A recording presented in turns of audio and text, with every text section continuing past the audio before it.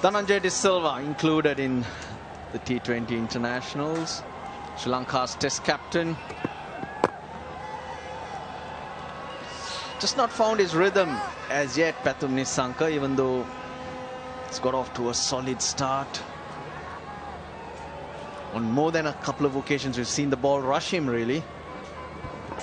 In the last over, we saw one spliced and a spoon to mid-on region, and this one didn't quite get up as much.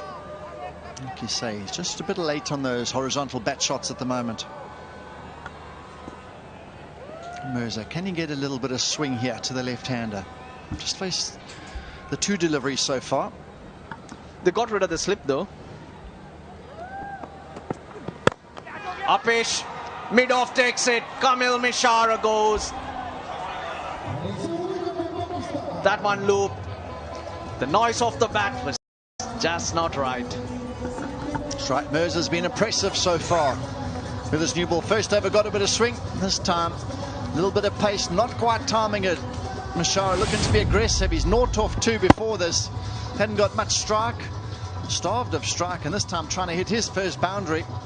Only ends up holding out to mid-off. Straightforward catch taken by Salman. And the Agha, simple catch, and that's the first one for Pakistan. Sri Lanka now 1 down. Mishara gone for none. 13 for 1.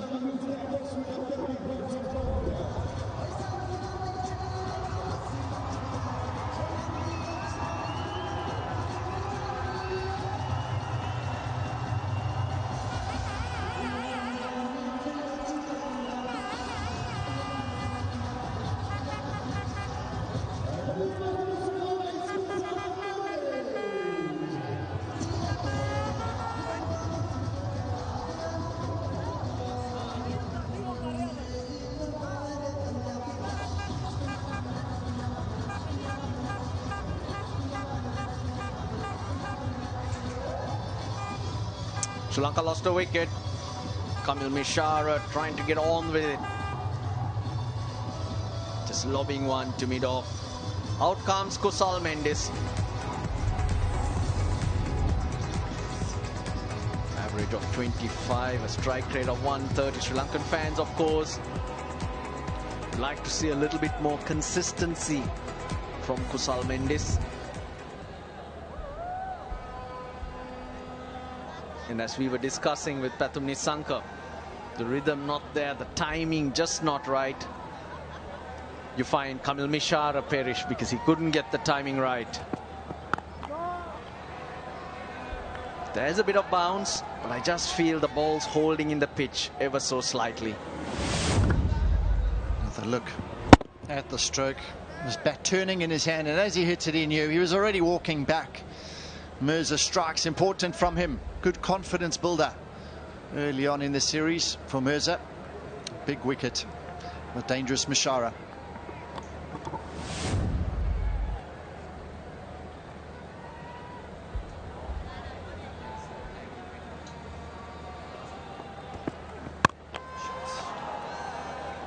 Again, the timing not there. It was there for the drive, though.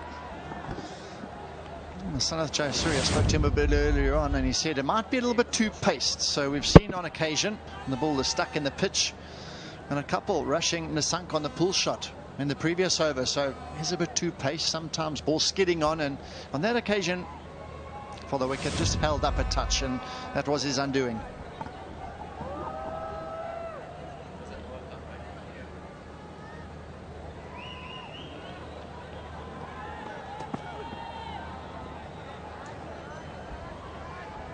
Very watchful. Just not feeling right, Mendis.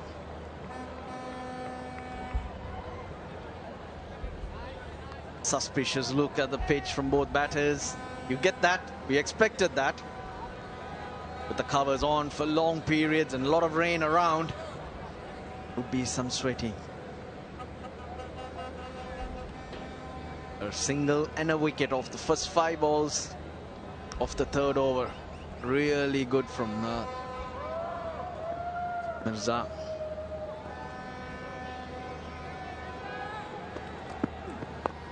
Oh, nicely bowled. Just the 2 runs off the 3rd over then. Sri Lanka are 14 for 1.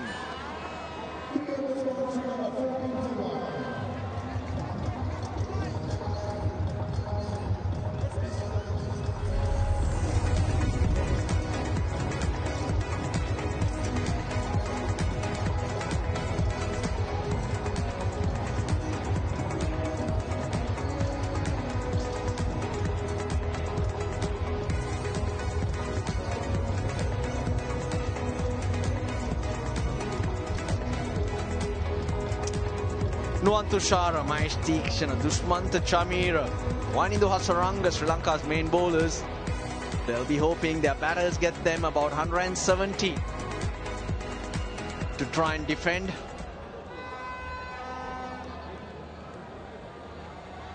Slight hold up. There's a light right behind the bowler's arm, which seems to be catching the eye of Kusal Mendis. He hasn't got the spotlights on him. There we go. Most guys like the spotlight on them, you know, but not this type of one. Yeah, that's the light that Roshan wanted when the studio show was on, so he could be seen better. He needs to switch it off so we can get on with the cricket.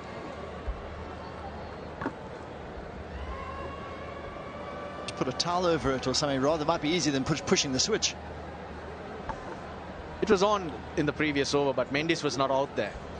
It was Mishara and Pathum Nissanka who were not distracted by that light.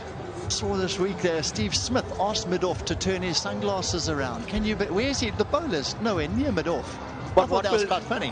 What will the beauty of Sri Lanka? You're in a wonderful part of the world, John. But what else? Quite funny. What will distract you, though, is the beauty of Sri Lanka. You're in a wonderful part of the world, John. We'll get you some tea. Have a sip.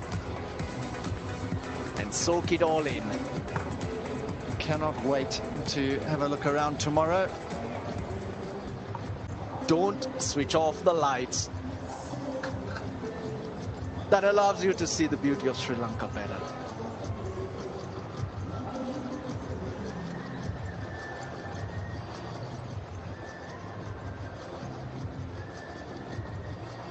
Gonna go and have a look at the cave temple tomorrow. Have a look there. Yep, the light was switched on for him. Can you switch that off, Roshan? Yes, fire a call. Speak to my people. They'll take care of it. Yep, there we go.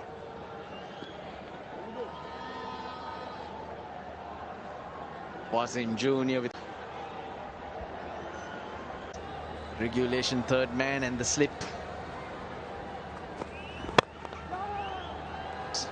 Uppish it was, but gets himself off strike. Well, that's what you need to do when the pressure's building and the bowling's pretty good.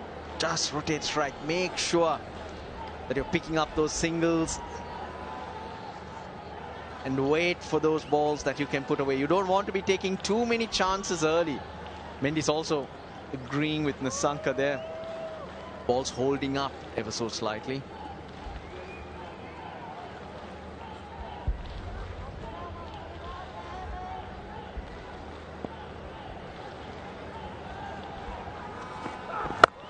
Oh, takes it on, square leg, underneath it. Oh! Mohammad Nawaz almost built it. Pathum Nissanka's gone. Oh, he tried to launch this one. You said how hard it is to play your strokes with confidence. Well, the wicket just holding up a bit, and Pakistan have got their second. Big wicket, Nissanka. No attempt to keep that down. Looking to pick it up on the onside. Good delivery, back of a length. Got underneath it, but the timing nowhere near the middle of the bat. And that was nowhere near the middle of the hand either, the first time round. Ahmad Wasim Jr. gets his wicket. He's bowled well, but they're saying, what was that shot?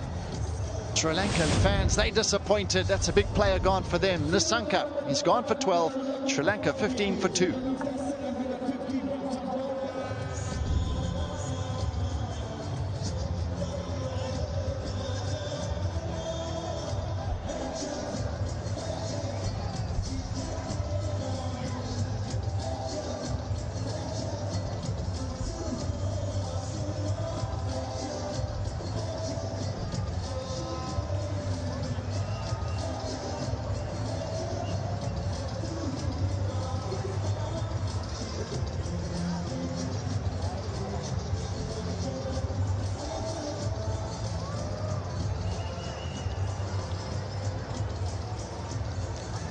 Sri Lanka wobbling, they've lost their openers.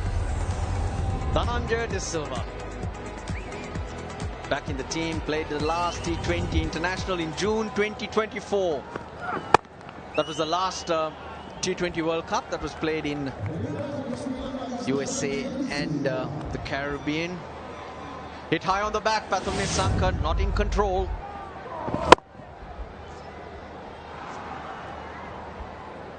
Didn't quite become accustomed to the bounce and pace of the wicket. He's had a short time there, 12 deliveries worth out there, but never quite found his way, never quite found his feet. He wanted to try release pressure, but Pakistan has maintained the pressure early on here and they bowled really well.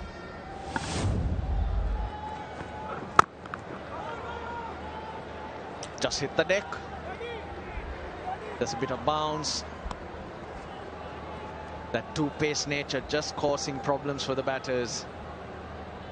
And they'll also be thinking, how long do we leave it before we try and take them on? Nissanka tried, perished. Mishara tried, perished. How do we relieve the pressure? What will be running through these batters' minds at the moment? Good over from Mirza, two runs and a wicket previously.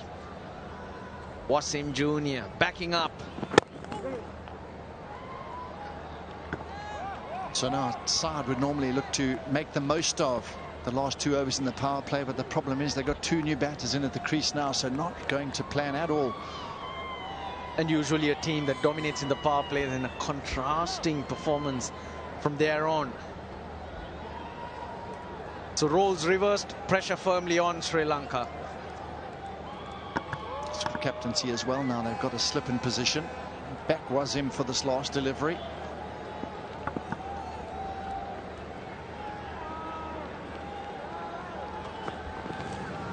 Good short one. Ends the 4th. Sri Lanka are 16 for 2.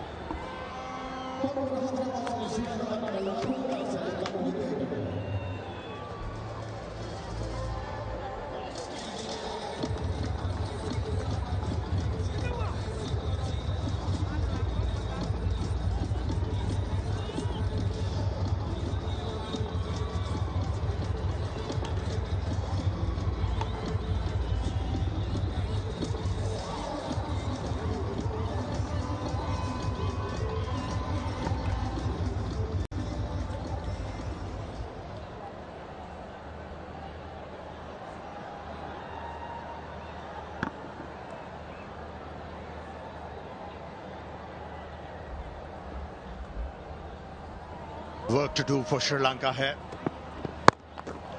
Not enjoying a great start and losing a couple of wickets in a span of 4 overs. Brought a lot of pressure on Dhananjaya, who's making a comeback into the T20 side of Sri Lanka. Now he's the one who could actually steer the innings forward.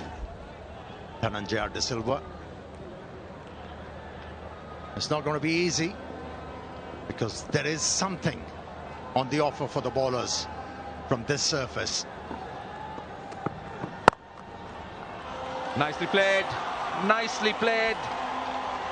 That will relieve the pressure. Short and wide.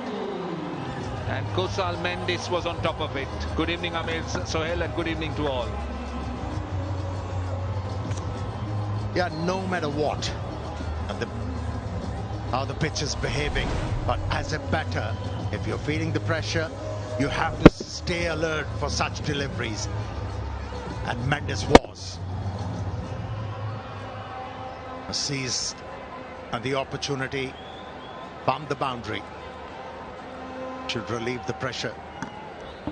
Well, at the moment, under 5 runs and over, put into bat Sri Lanka. Let's not forget that the surface has been under covers. Again, this time no timing. There is a fielder. It has been under covers, Amir. There is a little bit in the surface for the bowlers. Look, I'm not in any way trying to even suggest or give excuses, but it's a bit of a challenge with that two-pace nature of the surface. And the Sri Lankan batters, the 2 batters have succumbed trying to take the Pakistan bowlers on. Yeah, the last delivery was indicative of the fact that this pitch is offering a bit of grip to the fast bowlers as well, and that's why there was no timing. That's in the air, but falls short. of the fielder placed at the third man. He was never in control. That was a bit of extra pace. He was looking more extra cover. A bit of bounce, movement. Very lucky that he didn't go all the way down to deep third. Look where he's going. He's going over extra cover, but that bounce and movement. Very, very lucky.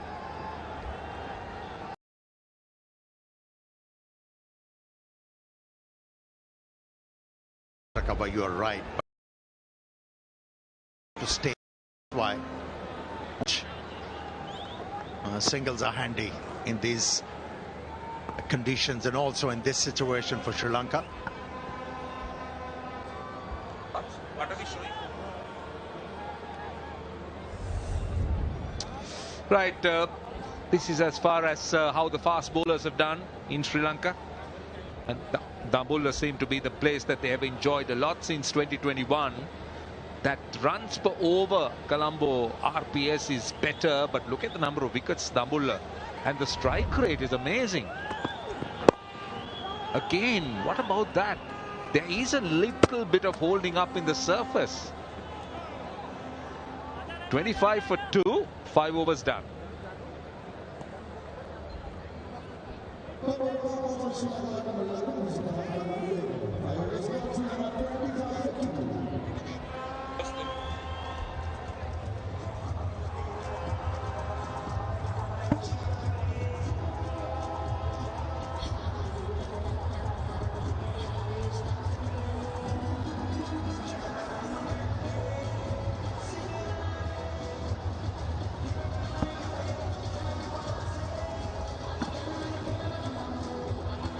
Faheem Ashraf has been introduced into the attack. He should enjoy these conditions. There's a bit of grip on the offer, and he relies on those cutters and slower ones. Use them intelligently. This time, that is a very good shot. Perfect length. And Dhananjay De Silva found the length to his liking. And that area is open. So that's a very good hit. C-mark delivery from Faheem Ashraf first up. This is a stroke which do not associate with Dhananjay De Silva. He prefers hitting the ball towards the offside, but this time around went with the angle and he's been benefited. And also, as you said, he is a different kind of player. That time into the pitch, pace off. Dhananjay is not known to play those big hits. Hitsers, but he's a more accumulator. Someone who can offer a bit of stability in the middle order.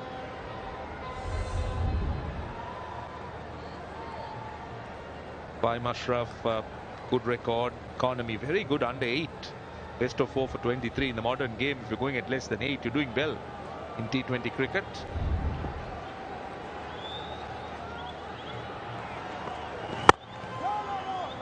Good bowling, very, very good bowling. Pace off, excellent line.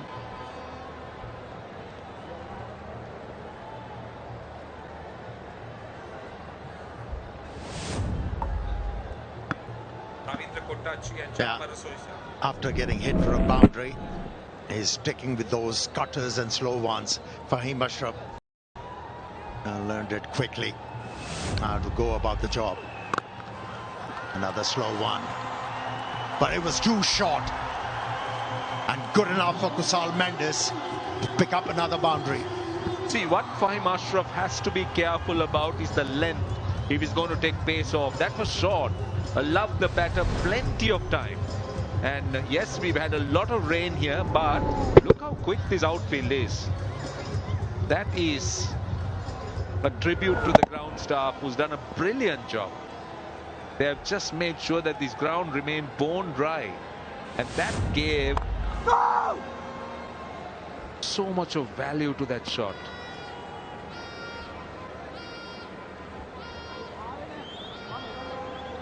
Well, just listening to what the batters are saying, Kusal Mendis just says that the ball didn't arrive. So that's what we've been talking about. The fact that the bowlers are looking to take pace off. It's a It's a two-paced nature, the surface. No point complaining. Deal with it.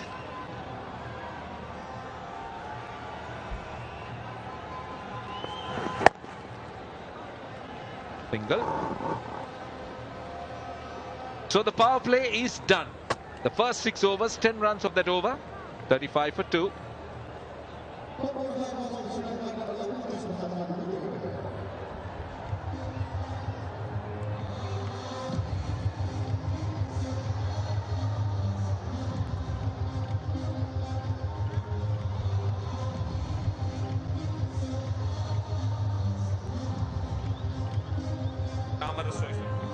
Standing up by Chamar Ravindra Kotachi.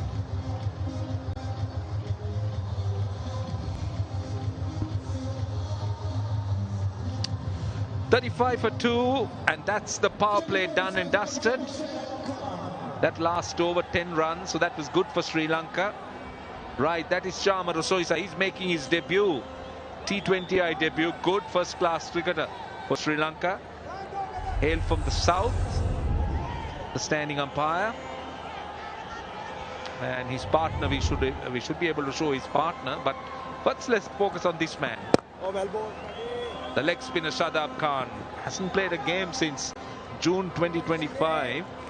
So Pakistan looking to get him back. Now we showed you the first umpire. Now this is Ravindra Kotachi, and he's also making his debut. Stood in the Under-19 Asia Cup. Did an excellent job there and been recognized. Congratulations to both of them and wishing them all the very best. You are a PR man, aren't you, Roshan? You like to please everybody. Yeah, it's a big opportunity for Shadab to make his mark. Big tournament is round the corner. That's close. That is close and given. Has impacted the game straight away, Shadab. Well, if there was no bat, I don't think he should review it. He's thinking about it, but he's running out. Oh, he's gone for it. So let's see.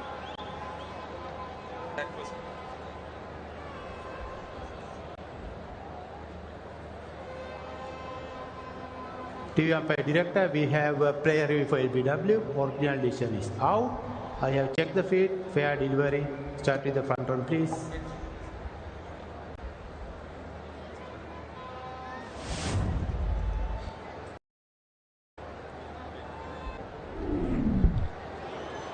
Ball was very close to the bat.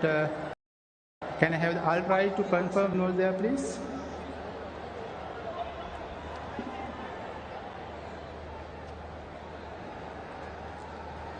Okay, keep it rolling through, please. Yes, ball is passing below the bat and bat line as the ball passes the bat. Satisfied? No bat involved. Go to ball tracker when ready, please. Waiting for ball tracker, Chamar. Ball tracker is coming. Original decision is out. Pitching in line, impact in line. Wickets, umpire's call. Go back by Chamara, please. Chamara, you can stay with your original out decision. Turned out to be an umpire's call, but it was very straightforward. If there was no bat, that looked dead. Kusal Mendis thought it could have been a feather, but not to be this time. Out for 14, Sri Lanka, 37 for 3.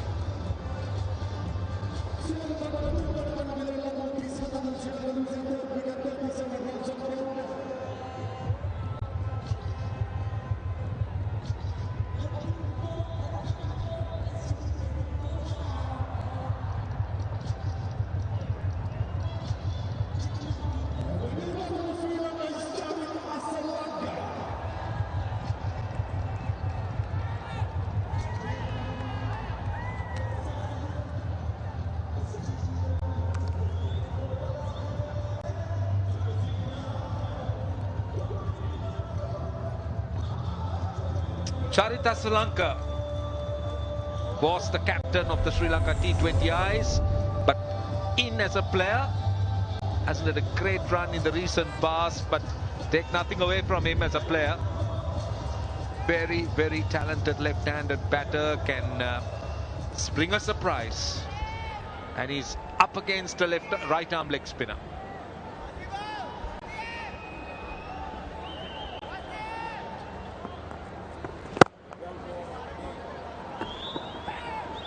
Yeah, Zoisa, the umpire on debut, was asked to make the decision for the first time in international cricket, and the right one. Straightforward one, but he was courageous enough to make it straight away. Was an inside edge. He's been given.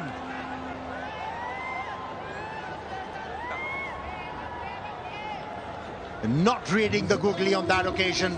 Dhananjaya De Silva, inside edge, and a good catch behind the stumps. I wonder what's going on here. There was some confusion because the umpire said not out. He didn't think it was out, but then Dhananjaya De Silva started walking. It was quite apparent and obvious that the wrong un had taken the inside edge. So let's see, this is confirmation. Definite wrong un, looking to drive, yes. Under edge.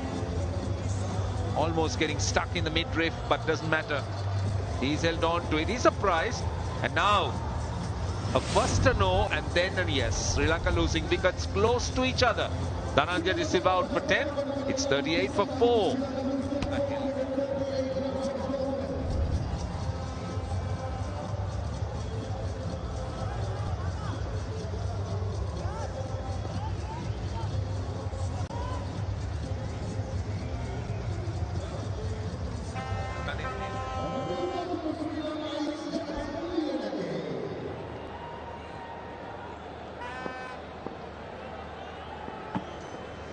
Slip in now for Charith again.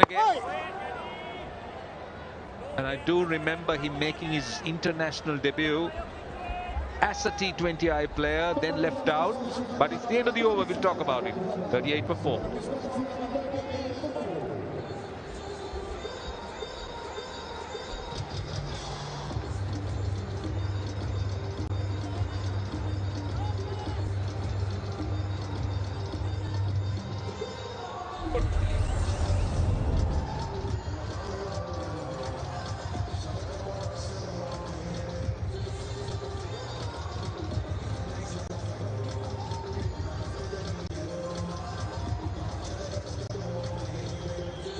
Shanaka and Hatsaranga, the two all-rounders left, and then Sri Lanka goes down to the tail. Asalanka and Lianage just in. Mishara, the one missing out for 0, the others getting into double figures, but nothing really to talk about in that scorecard we've just seen. But how about that over on his comeback game from Shadab? Picked up 2 wickets. Ooh. Goodness, played it from his off stump, just played it so late. Allowed the ball to spin back a little bit and took it virtually from his off stump there, and he gets 3. Risk and reward. Played it quite well in the end. He's all right there.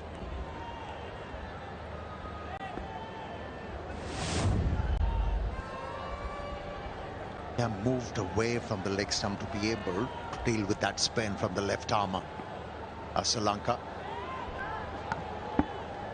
So Nawaz, a very handy cricketer for Pakistan, whether he's the ball in hand or as a lower order batter. Then again on strike.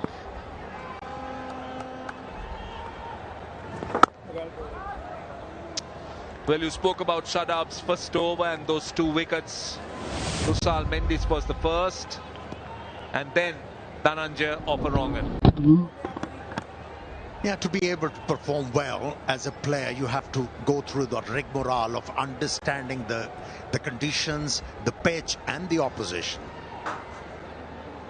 And that's how you perform well. And if you go with one mindset, you're going to attack the opposition, doesn't work in these conditions.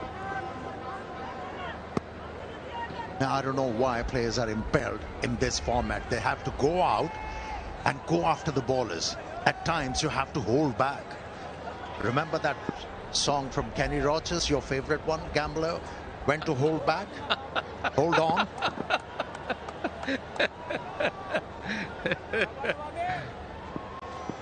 You should know the time to throw and the time to keep it. Exactly. See, on this surface now, Sri Lanka needs to alter their targets and plans. Yes, the average score here is 164 batting first, but at the moment I don't think that's not even a consideration. It's all about playing the overs now. Forge a partnership, reassess at the end of 15th over how they are placed, and then think of accelerating. At the moment, the name of the job is play conservatively, especially with the fact that Pakistani spinners are bowling very well. At the moment, under 6 runs and over. Sri Lankan rate of scoring. Oh, bit of turn, bit of loop. 8 overs done. 44 for 4.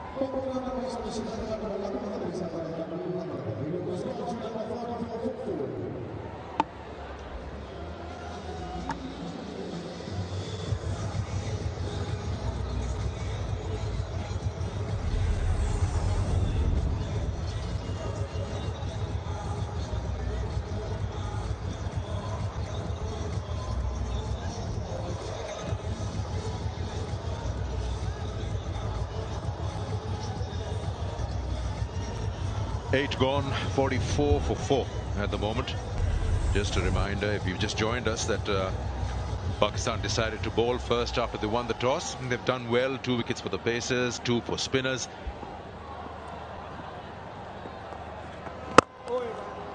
Shadab, what a comeback. 2 wickets in his very first over. Last he appeared in this format for the country back in June 2025. And the problems for Sri Lanka dealing with spin continues. Recent times you've seen them losing quite a few wickets and not being able to score freely against spin. When they were not so long ago in Pakistan playing that Tri-Nation, it's quite evident that that was something that they were looking to improve before the World Cup. Because they'll be playing almost all their games right here now. That's really sloppy. There's no need for that kind of a throw, which wasn't really aimed properly either.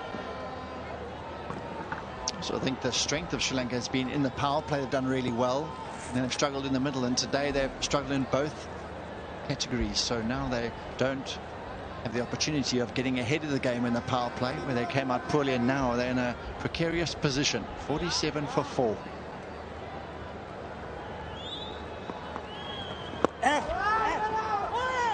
It's a good call. And luckily a great response from Sri Lanka. Went through with it. Shadab's first over, John. Really pretty straight delivery, and went on with that sweep and completely missed that. Hitting that back leg. And then this one again, playing away from the body, the wrong one. That faint inside edge. That's right. It was a dream start for him. So early on, just looking to sweep first ball, really full delivery. Could maybe knock that up the ground to start, get off strike, and then inside edge, well taken behind the stumps for his second wicket. And speaking of spin, still that third option is available in Abrar. The mystery spinner hasn't been in operation yet. Even the captain can bowl a bit if required, but they've got 3 frontline spinners. And then, not to forget, that's a beautiful delivery, dragging the batter out on that front foot. Enough turn to beat the bat. 9 gone, 48 for 4.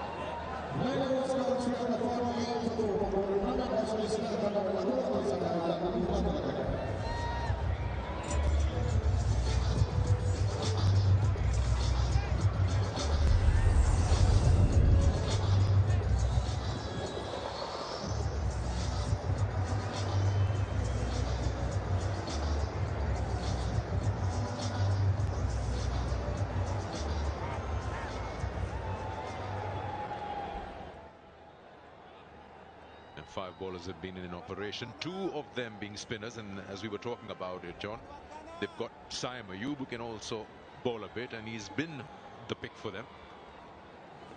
Well done. Of course, Nawaz and Abrar being there in that 11 for a while now, and Shadab's inclusion just improves these options, and is always so good as a captain in a T20 format to have like 7-8 batters and then plenty of bowling options when required. Also, you got the luxury of having Nawaz, really offers you a lovely batting option. So they're really strong in this department, and he's had a really good last 6 months. He's come on royal. He's man of the series, man of the match on many of occasions now. Big appeal, but well outside the off stump. They're running hard. It's going to be hauled in. So it's just the 2, but Nawaz has come on in leaps and bounds. He's always been in and out the side, but what's happened now is he's put in some sterling performances, and now he's one of the first names in the team sheet.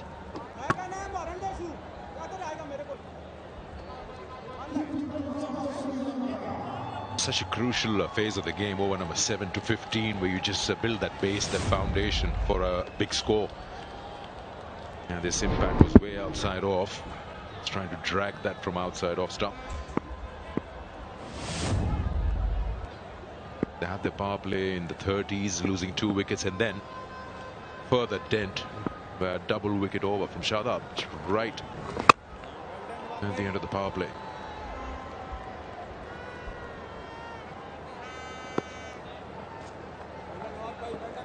Long ago they bowled out for 94, their lowest score, T20s against Bangladesh. So they've got some bad memories coming back here at this ground, and hopefully they can put in a better performance here. And they're going to need to bat really well in these last 10.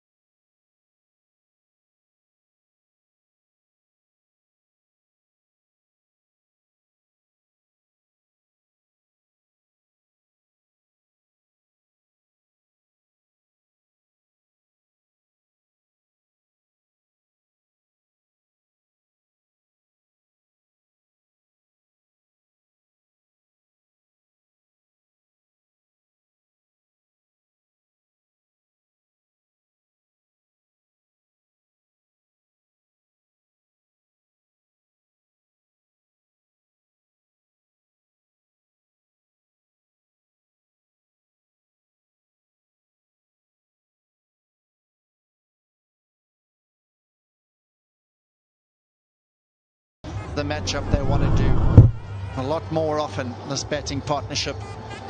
Try and get a partnership of some stature, get themselves the launching pad for those last 5 overs.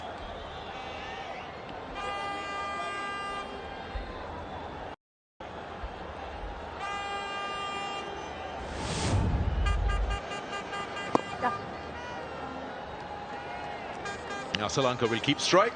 End of another over. 10 gone, 59 for 4.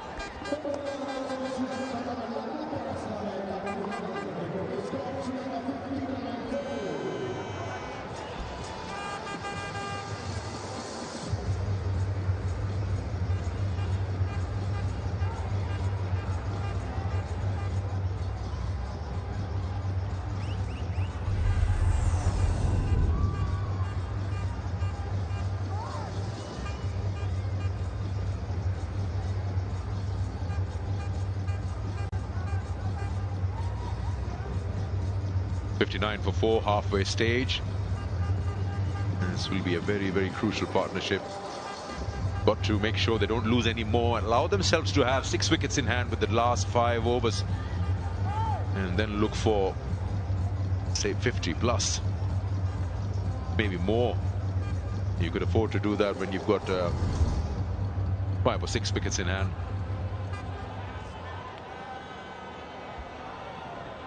Shadab will continue into his 3rd over, 2 for 7. Still no Abrar.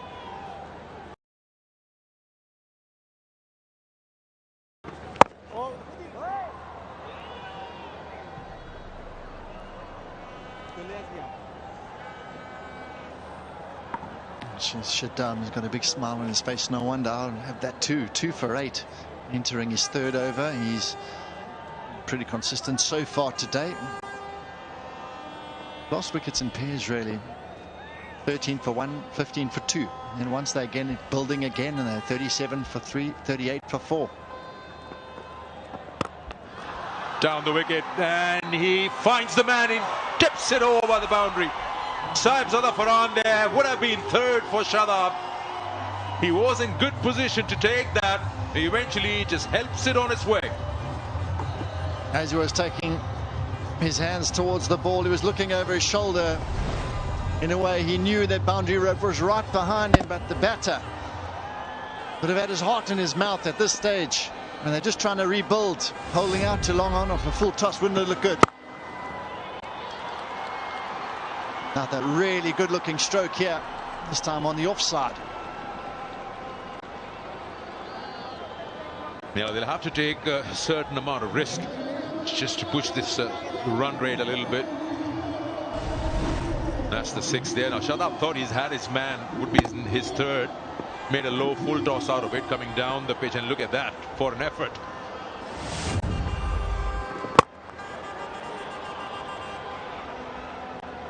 Certainly up the ante here. It's the right-hander to Shadab. Sri Lanka in the previous over to Nawaz. Maximum first one of the match. Now Yanniga as well. Got a laugh here. Well positioned. He seemed to be on the move. The distraction of the rope being right behind him made the big difference.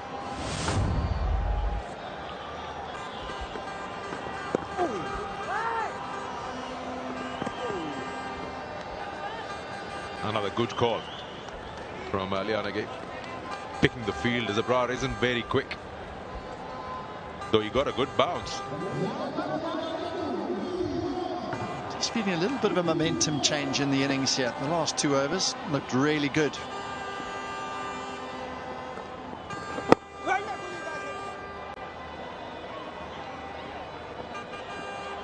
"12 of the over, 11 gone, 71 for 4.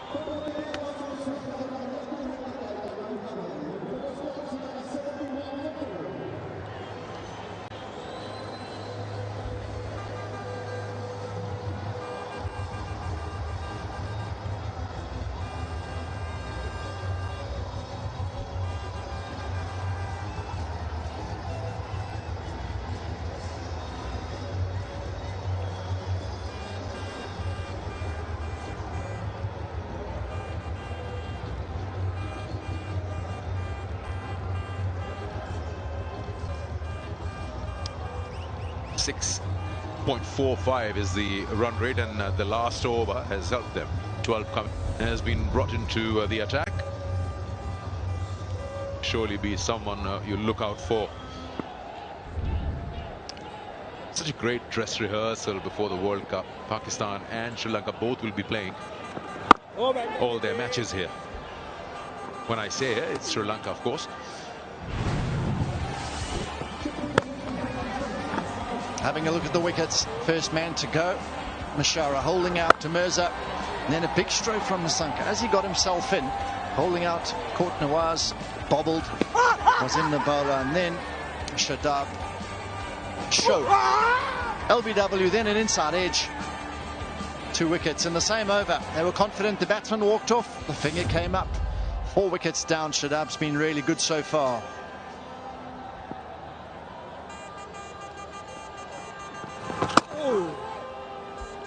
Well, could see that leg stomp, and that's what has got Abrar excited.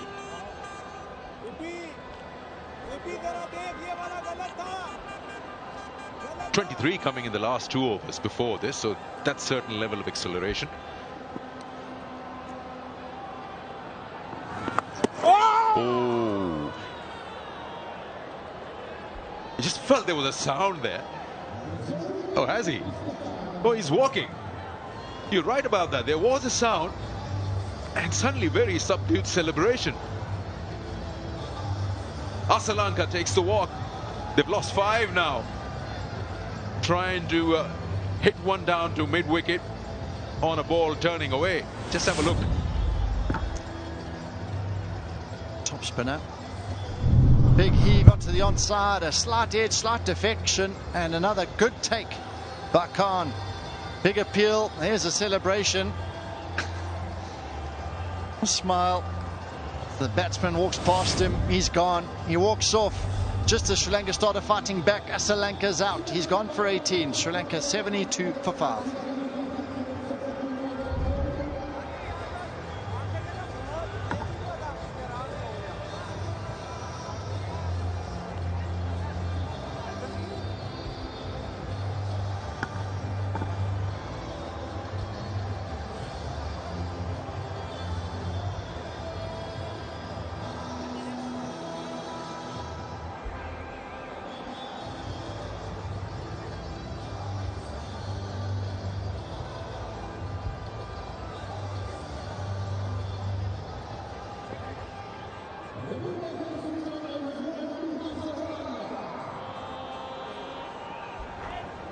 .72 for 5, new man in, Hazaranga. One into Hazaranga surely can do a lot with the bat. Along with Yanagi, he'll be expected to take this team forward and get to a respectable score. Abrar, meanwhile.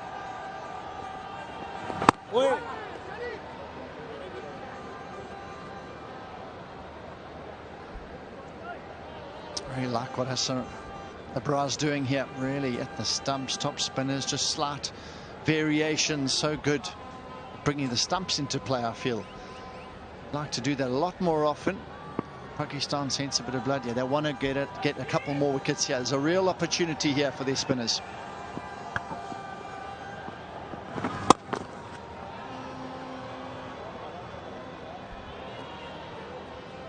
Yeah, Saranga went on to play that shot against the spin. The ball that was turning away from him. Good take by Usman at the... It's got somewhere around that armpit. Have a look at that. Very slight deflection. Rose well, kept his eye on the ball all the way.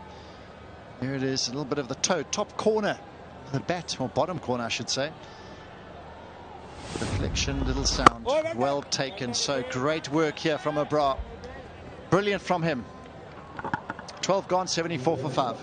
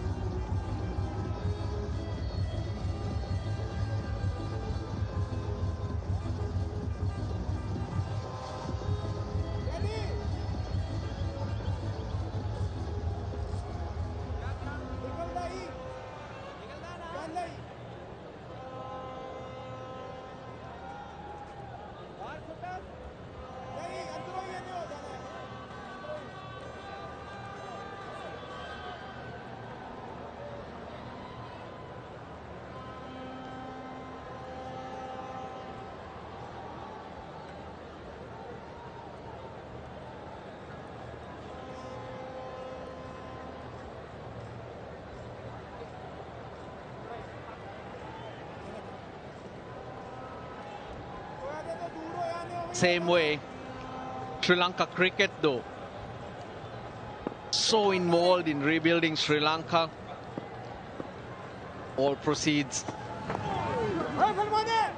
from this series also. That wonderful course, devastation around Sri Lanka after Cyclone Ditwa, Roshan. No doubt about it, Russell. We can all join in, we can donate here.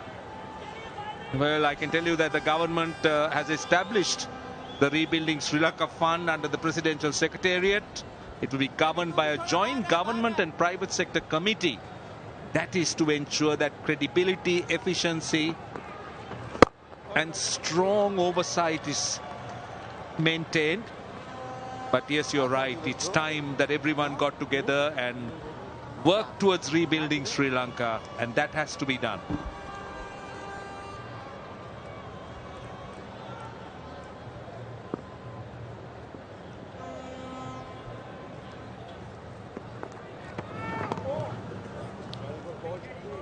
Bowled really well, Shadab Khan on his return.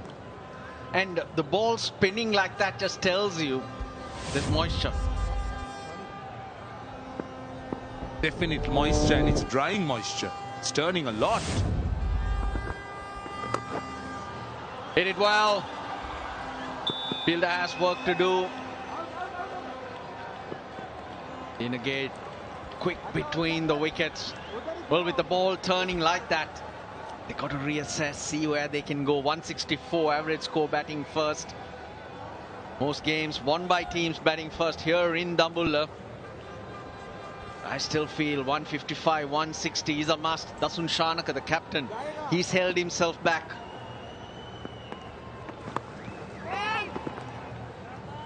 Into his last over, Shadab Khan.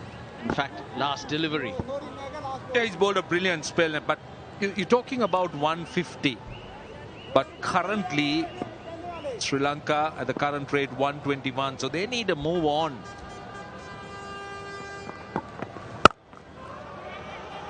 At least a couple. He's hit it hard. Long boundaries. 6 runs off. Shadab's over. He finishes with 2 for 25. 80 for 5, Sri Lanka.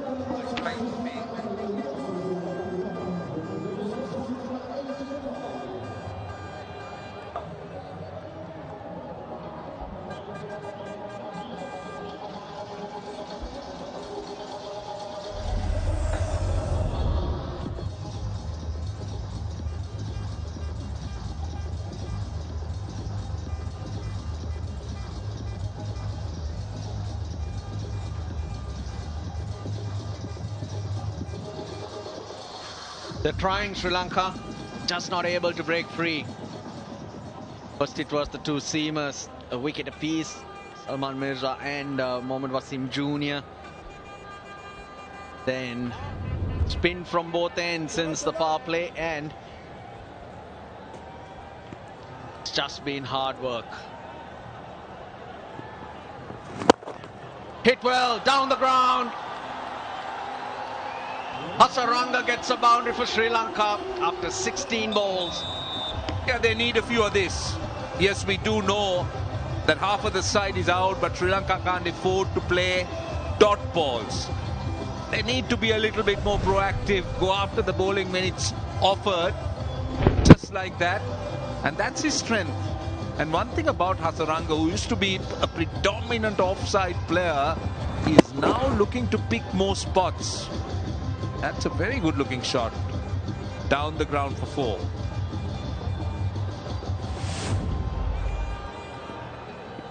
Moment it heads outside that boundary line, it does come back wet. Hence a bit of work from the umpire to dry the seam. It's hard to get away, Abrar. Very subtle variations gets that ball to skid through.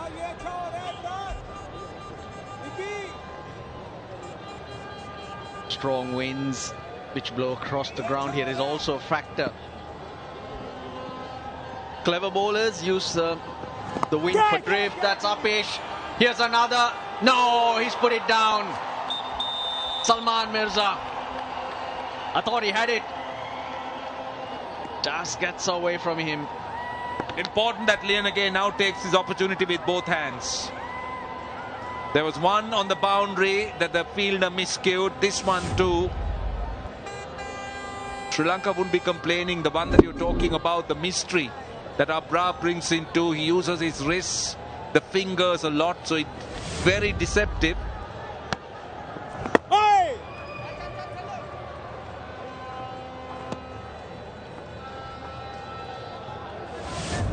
I was mentioning the wind as the bowler gets it to drift as well. Now and again it holds up, and sometimes it gets pushed away depending on which direction the wind's blowing. Just looked like at that last minute it went away from Mirza. Well ball.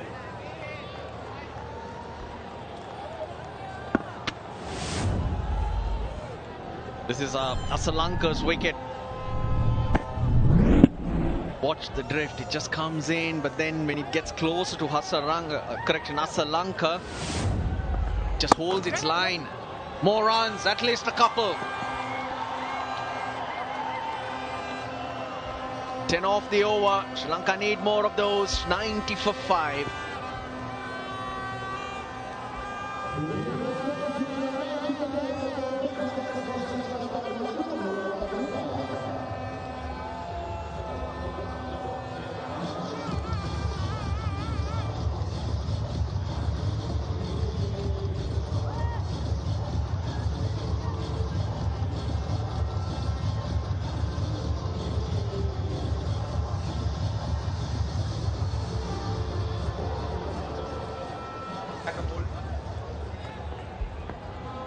Change of ends for Mohammad Nawaz. Had a fabulous 2025 since he came into the team. The leading wicket taker. He had so much more value with his power hitting at the end of the innings.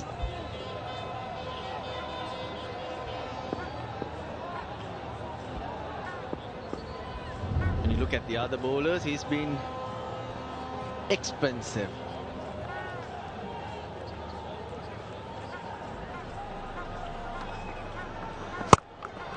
Hit well. He picked his spot so well, Lanka. You hit the top of the field in the circle, definitely hitting a gap because no one behind. This is really clever batting by Janit Lanka. Fast emerging as a must in the Sri Lanka white ball team. Look at how he keeps moving around the crease, just making Nawaz err in his length and pounces on it. Newish spot all the time. Batting on off stump now. Lanka.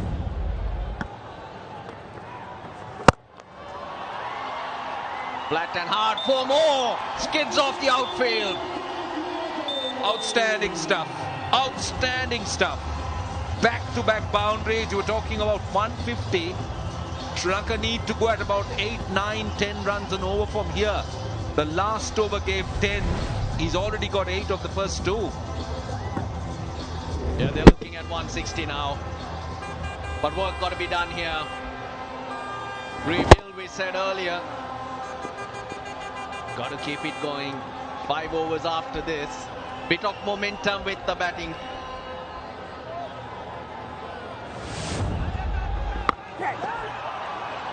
That's safe. That's safe. It's running away again.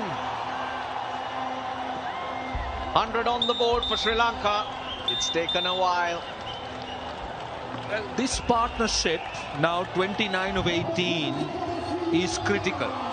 Because you spoke about the last 5 overs. If they can go on and let Dasum Shah, if he has to come in for the last 2 overs or 3 overs with a good footing, he can express himself. Ideally, this pair should go on, but just in case.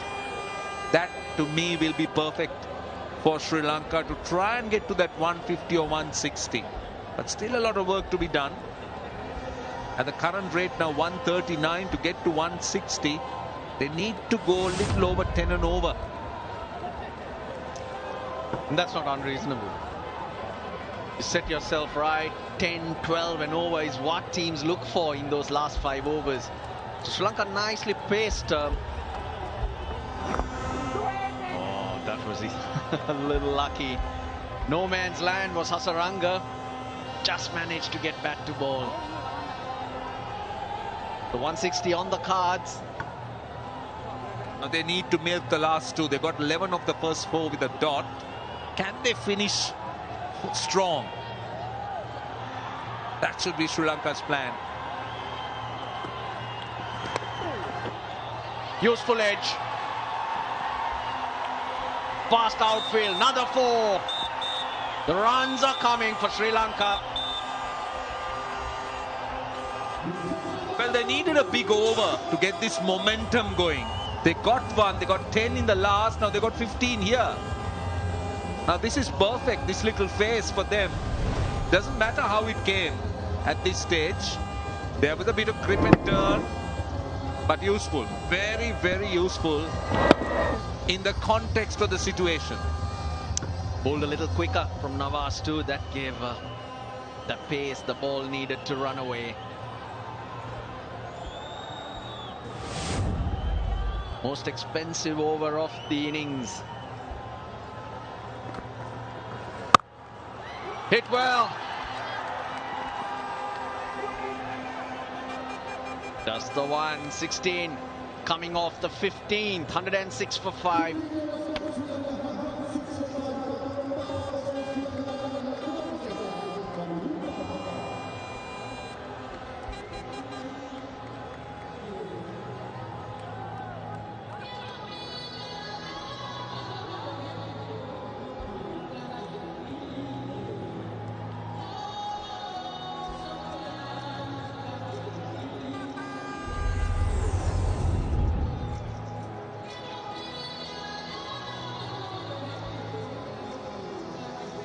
Off the last over. They need a few more. The batters huffing and puffing.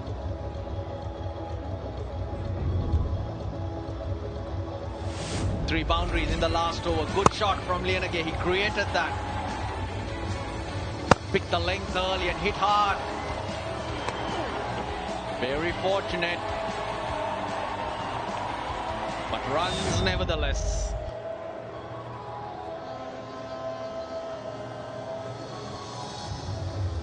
The towel's out. Bowler's just using it. You just wonder if there's any dew out there, but you would think it's unlikely on days like this with the rain around. But of course, when the ball does head beyond the boundary lines, they do come back wet because they are not protected. They've had a lot of rain. 11 and over, 161. Hit well. Hasaranga is liking it down the ground. Now the last 30 balls have brought 50 runs for Sri Lanka for 1 wicket. It's a very, very good space for them. Key moment of the game here. Yes, Sri Lanka lost 5 wickets quickly for 72, but the next phase, this partnership is making Sri Lanka really do well. The question is, can they finish off? Can they continue? Hasaranga coming in ahead of Dasun Shanaka. With the wickets falling, he's hit that. Long off. Takes it nicely. Fakhar Zaman had a lot to do. Judged it very nicely, and that's the end of that partnership. Well, that's unfortunate. You could see what Hasaranga's intent was. He was looking to go more extra cover. It went down to long off, ball slower. And look where he's aiming. He was going wider, but found the fielder. But still, I think it's a good platform for Dasun Shanaka to try and express himself. But that's an important wicket for Pakistan. Hasaranga goes for 18 of 12. Sri Lanka, after a partnership of 38, are 110 for 6.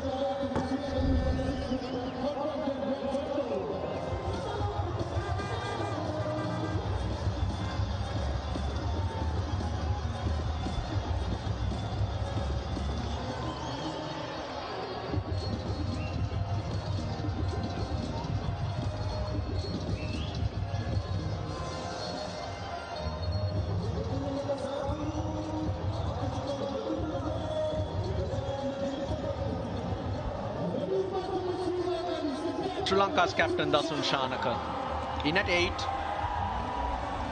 It's a good time to have him and his skills from Sri Lanka's point of view. You'd think his strike rate would be much greater than that, but I'll tell you what, he can do some damage. Partnership which was pointing Sri Lanka to 160 plus, now it's just changed somewhat. Slip in place. Abrar, he's got 2.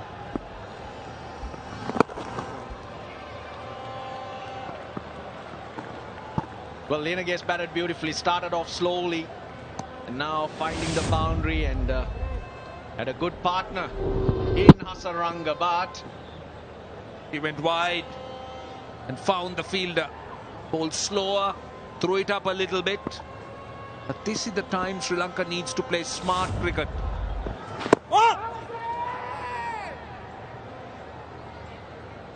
Very slow through the air from Abrar, down to 78. Tikshana, Chamira N1 to Mishara, the batters remaining.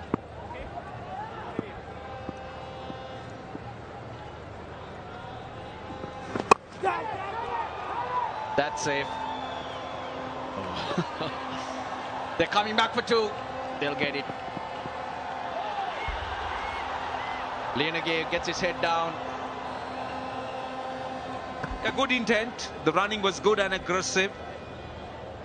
And that deflection, Agha quite rightly not running on it. But, well, this is Agha looking to go over the top. Now look at how he runs that second run. And then there is that deflection off it. Dot ball ends the 16th, 113 for 6.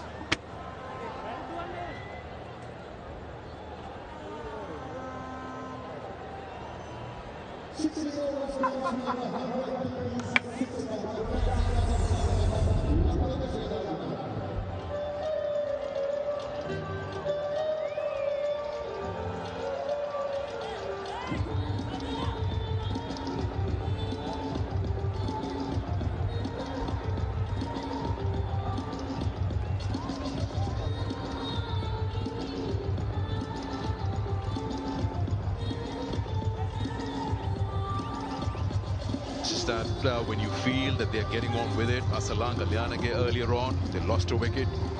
And Agha continuing, failing to find a partner really. It's the start, 30-odd for 2 in the power play. Then 2 wickets in first Shadab's over, further denting their movement towards a bigger score. Let's see what the captain can do. Nawaz into his final over, none for 31.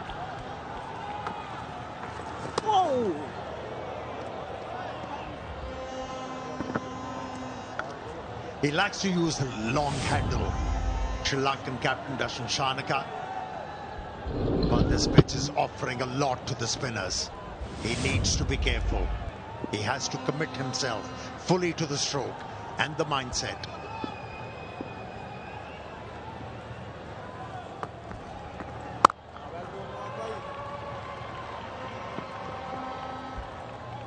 Just not been able to find that top gear where they could find that acceleration. We spoke about this 164 first inning average in the 9 games that have been played on this ground, but it's just very different today. Wonder how the reply or the chase is going to be, and with the turn and the grip that we've seen, how many would be enough?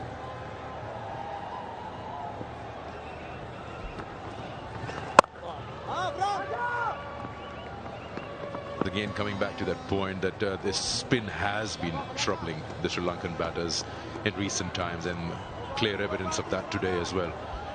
They lost 4 wickets to spinners.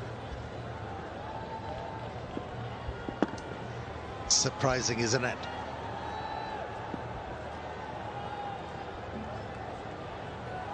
There are legends when you talk about playing the spin.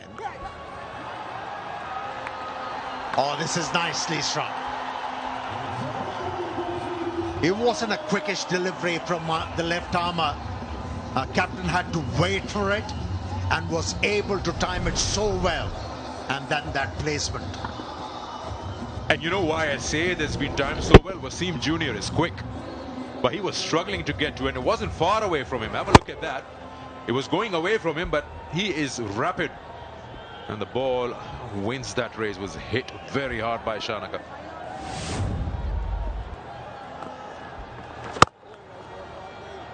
Yeah, this time following him, watching him trying to make room.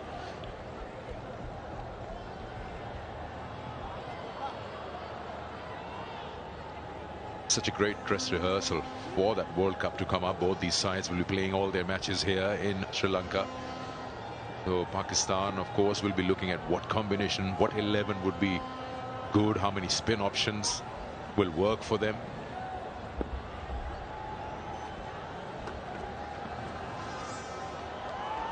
And so for Sri Lanka, the same thing. Slight pressure of being at home, and also an advantage of knowing their own backyard. More headaches for the Pakistani camp, let me tell you that. especially with the induction of Shadab, who bowled really well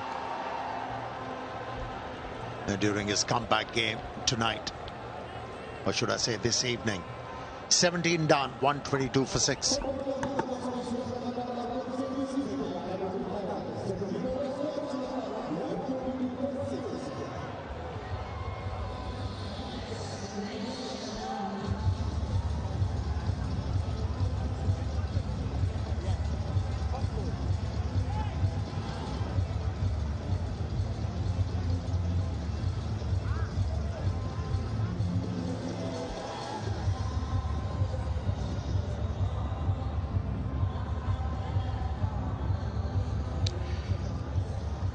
Lianage, 40 of 30, the man who's looking to make sure that once they reach that 20 over mark, they have enough on the board. Still 18 very valuable deliveries. Bigger part of the ground, they can afford to come back for the second on the throw, and the throw is also pretty weak. It's a big boundary there. Not only Lianage has become a dependable batter, but how about his running? He's rapid.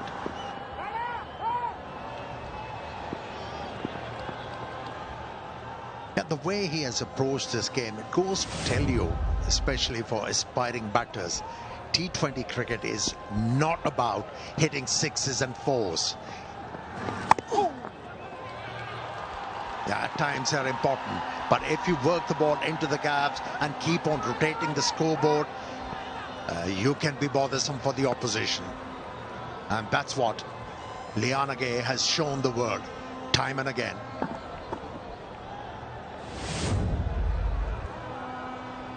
Yeah, the under edge. Nothing the keeper can do about that. Every run counts from here.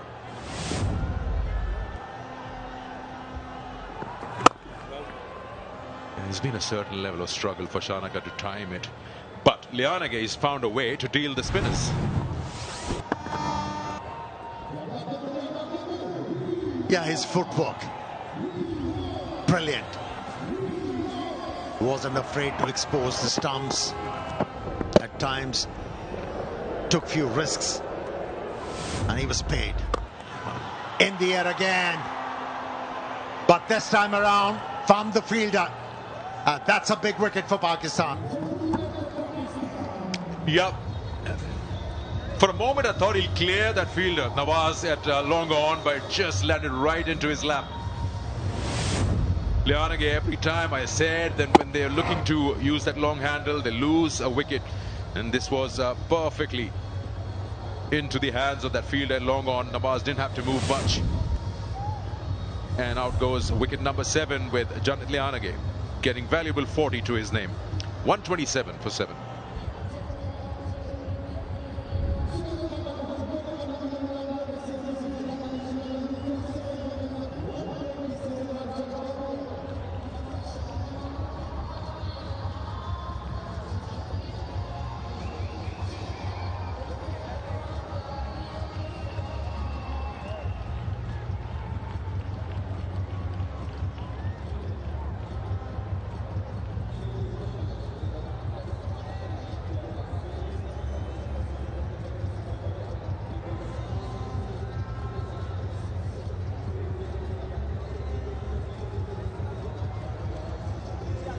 Yeah, once again, the spinners are ruling the way.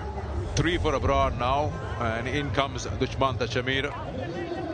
Into the bowlers now, with 127 4-7 on board after being asked to bat first by Pakistan. 2 overs to go after this. Was so important for Sri Lanka, for Lianage to stay, and he's lost his wicket in this manner. To be able to time the ball pretty well, it's not easy on this surface, especially with the fact once the ball bowls it slower. Another slow delivery, totally misread by Shamir on that occasion.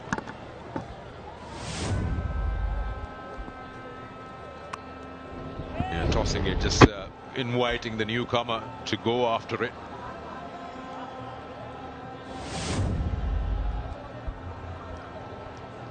still the last 12 balls which remain after this over will be so important, and Dasun Chanaka will look to face as many as possible. So end of the over now, 18 gone, 127 for 7.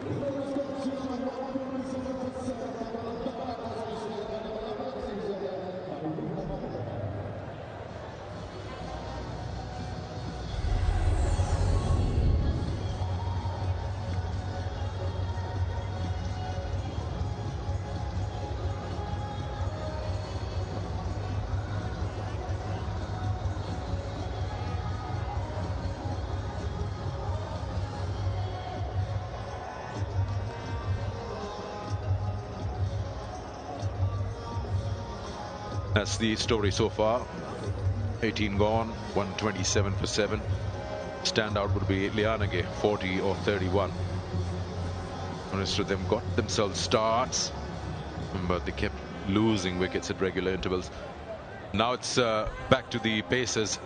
Salman Mirza, 1 for 17 in his 3 overs. So we're just doing a bit of a calculation here. We've got 12 balls to go. Maybe they can add 20 odd runs and try to get close to 150. Use the pace to their advantage. There, flash your bat, and been finding fielders one after another. This time Faheem Ashraf takes that catch. He will find himself a little unlucky. The ball was wide outside off, but he manages to play it straight to the fielder. Very well appointed, that fielder, for that kind of a delivery, which started off from way outside the off stump. Asked the batter to reach for it. He wasn't in control, but the fielder was. Captain departs. It's the 8th wicket. His contribution, just 12 from 9 deliveries. This innings in a strike, 127 for 8.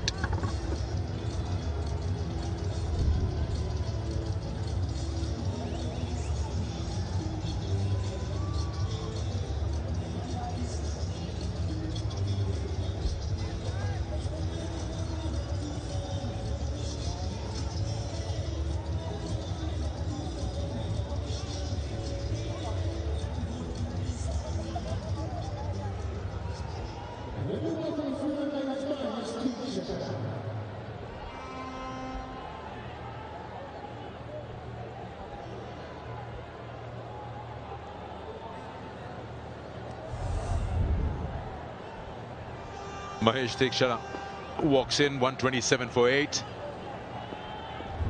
11 balls to go in the innings. That's a good ball first up. The first one was way outside off, and this time straight into that block hole. Have a look at that wicket again, trying to reach out. Outstretched arms from Dasun Chanaka, and that's why no control. Has played it straight to Faheem Ashraf. Yeah, and this innings needed the captain to come to the fore, but he faltered. There was a chance with his ability to get close to 150. Could have been a good total on a surface like this, which is offering a lot to the bowlers.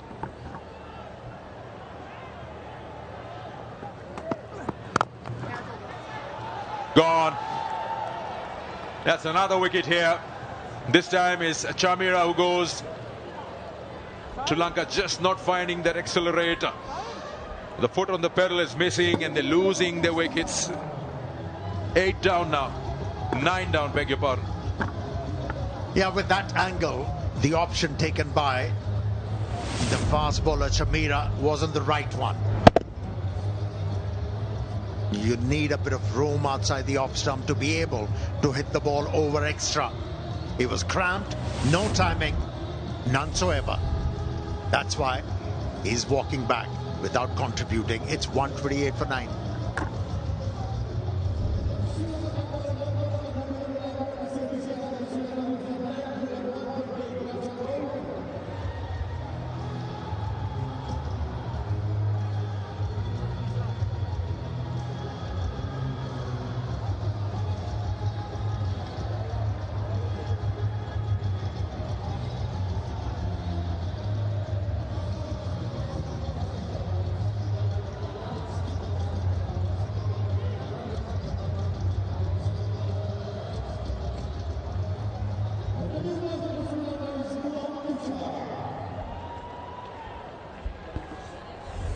Last man in.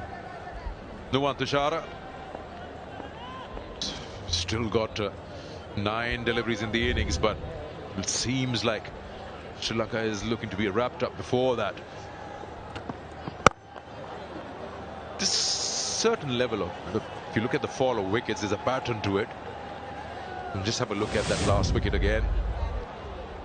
Thought he hit it firmly, and he did actually, but straight to Shadab at cover. You could tell by the reaction how hard it was hit. Yeah, they've been losing wickets in pairs. First 2 wickets, 13 and 15. Then 37 and 38, wicket number 3 and 4. 127, 2 wickets fell on the same score. And then 128, of course. So losing the wickets in that fashion, in that manner, in pairs, has probably been one of the reasons also. They've not been able to get like 8 runs and over, 7 runs and over consistently. Yeah, Sikandar, you're right. On a pitch like this, as a batter, you cannot afford to get too comfortable. You need to stay dialed in, focused. A weak moment can really haunt you, and that's what we have seen throughout this innings. Batters getting starts, not capitalizing. Very good over from the left armer, picked up a couple of wickets in that. It's 128 for 9.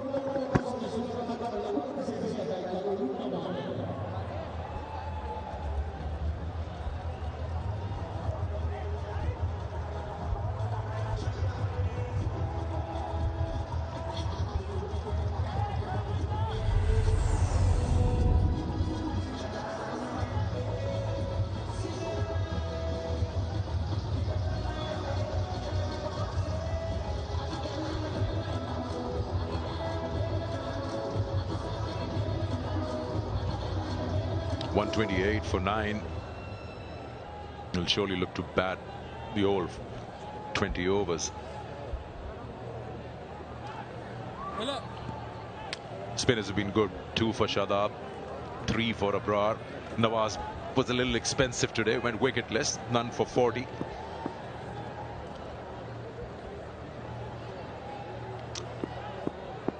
Final over.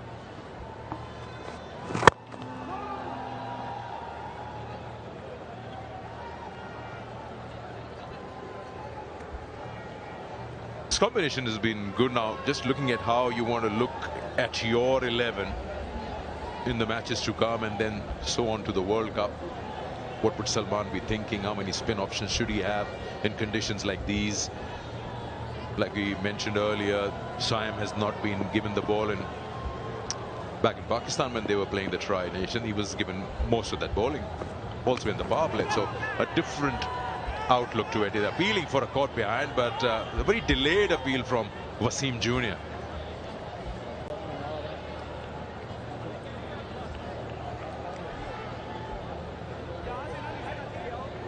Salman just inquiring from the umpire. I think they've gone upstairs. I think the umpire is confirming whether the ball has carried to the wicketkeeper or not. That is the query. Give me the best angle for the catch, please. First, I want to check whether it's touch. Give me the ultra edge, please.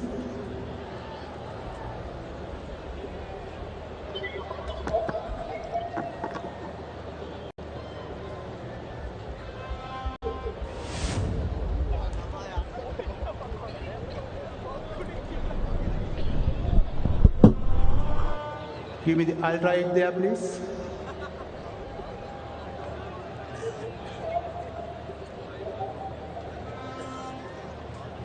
Yes, keep it roll through, please. Yes. Can you freeze it there, please? Can you freeze it there?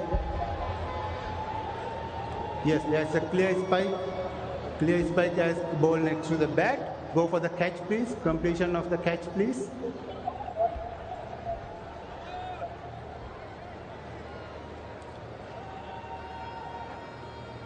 Yes, keep it rolling through. Keep it rolling through. Keep it rolling through until he completed the catch, please. Ball clearly carried to the gloves. I want to see the completion of the catch also, please. Roll it through until he finish his catch.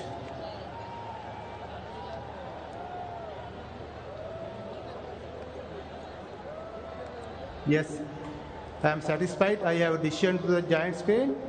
My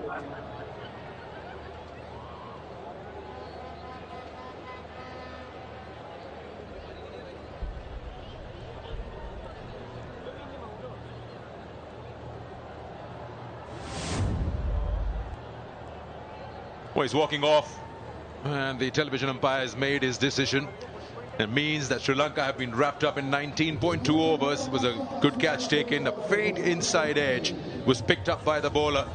And eventually, Sri Lanka all out for 128 in 19.2 overs, with Mahesh Theekshana being that last dismissal for one. Yeah, both the wrist spinners for Pakistan really bowled well. 3 wickets for Abrar, a couple of wickets for Shadab, and then the left armour. Never fails to impress. Again picks up 3 wickets. They were 126 for 6 at one stage.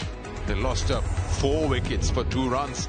This is Sri Lanka being asked to bat first, and they got 35 in that power play, lost 2 wickets, and then Shadab's very first over after the power play got them 2 more wickets, and that really pulled Sri Lanka's plans back. 40 from Lianage was good, of 31. Rest of them got stars but couldn't multiply that. 128 all out.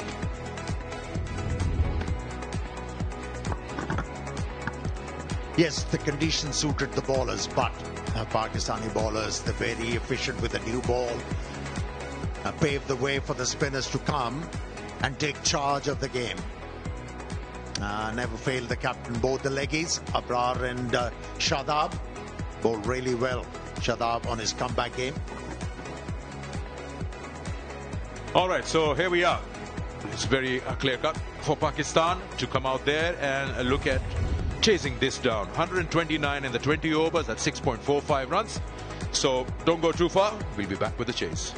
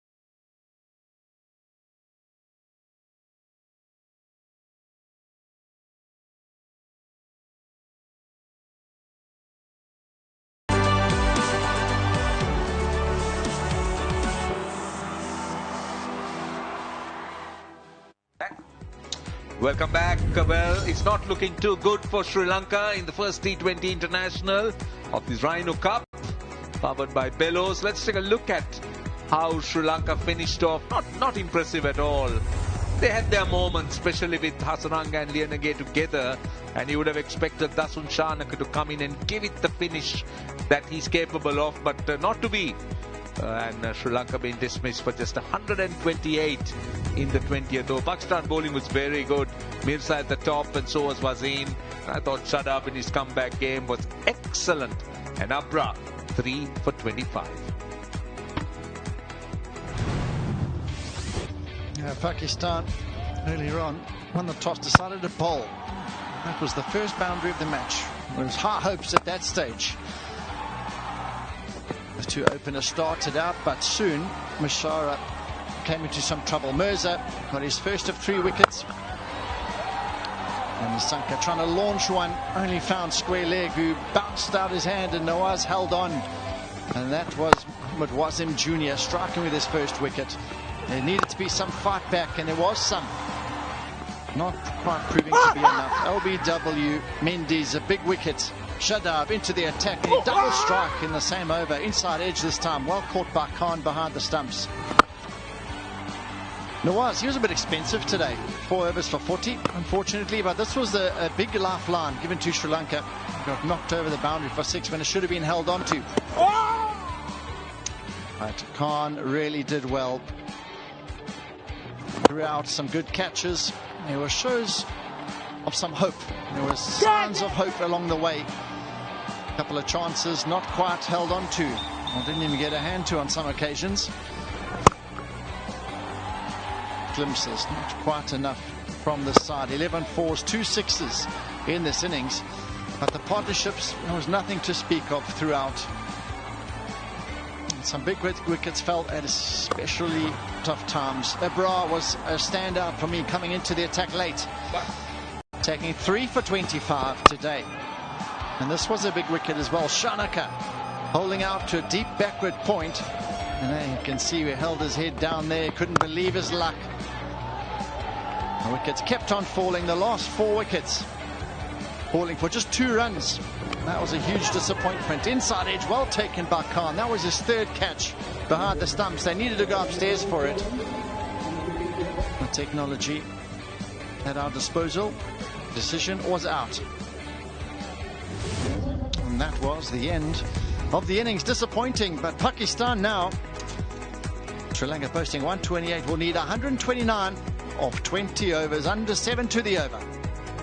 Well, not a good performance, below par. Pakistan winning the toss and putting Sri Lanka in, and doing extremely well to restrict them to 128. But talking about Sri Lanka cricket, one can say that there have been many wonderful facilities that has been established. This is at the R. Premadasa International Cricket Stadium. The new indoor nets, the state-of-the-art indoor facility built to international standards, consisting of 7 wickets and 2 dedicated to spin bowling, fast bowling and general purpose wickets as well. And the facilities are very well served for both national men's and women's teams, A team, emerging, and also the age groups under 19, 17 and 15 national squads. So plenty in terms of facilities for the national and younger cricketers emerging. Well, they're here, and the Sri Lanka team walking out. They got a pretty modest score to defend, I must say. Definitely below par. We were talking at one stage of around 160, but at least 150 looked very possible. But suddenly, with those last few wickets crumbling and next to nothing, I think they haven't really set Pakistan that challenging target that they would have loved to have had. But still, it's a funny game. Absolutely right. Anything can happen in the evening. But Pakistan will take a lot of heart and take a lot of momentum from the end of that bowling innings into their batting, and they can have a really productive power play. Really can break the back of this run chase quite early on. You've got some good players, some experienced players as well, men in form. Nelba looking to put this game beyond Sri Lanka early on in this power play. They've got the likes of Chimera. Those are real fast bowlers to look out for. He's been a standout over the last year or so. Head and shoulders above any other fast bowler.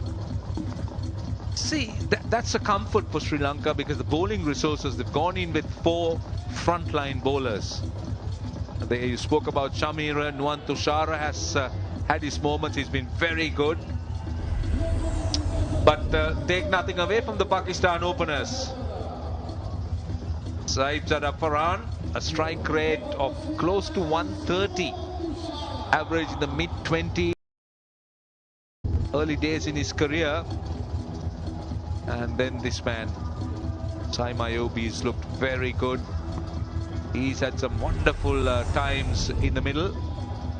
Great strike rate, that average will get better. Just 23 years. So this is quite a potent opening partnership for Pakistan. But Sri Lanka will have to strike quickly. And this man, he's generally on his day, can be devastating. Tushara, those numbers are impressive. 5 for 20 is best. Right, the countdown is on.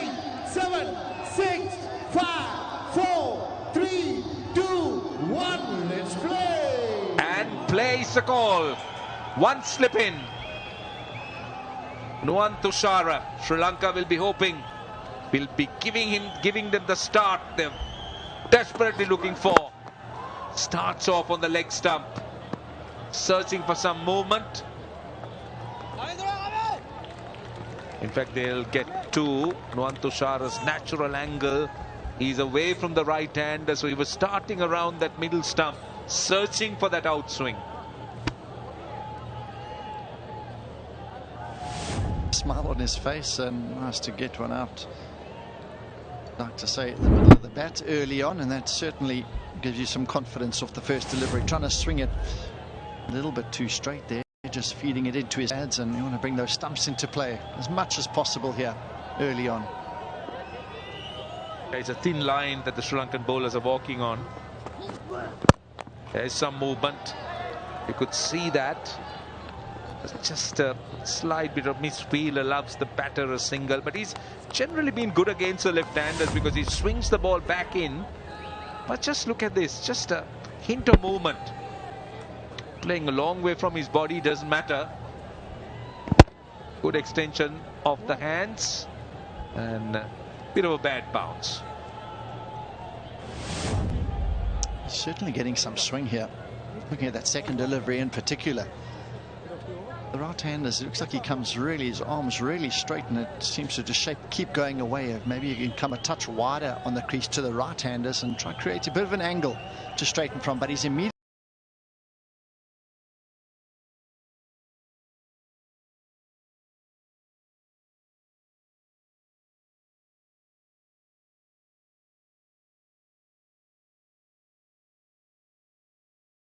that he's got healed. So he's got to be tight with his line. Look how wide he goes, and looks to bring it back with that lower arm of his. Intent is there to try and bowl that leg stump Yorker. That really full delivery on the crease is always a dangerous delivery first up to any batter, no matter who you are. That's what he opted for, first delivery, and Ayub fortunately getting some bat on and getting off strike as quick as possible. Right-hander, I'd like to see a slip in position. At the moment he's about a fifth slip on the ring.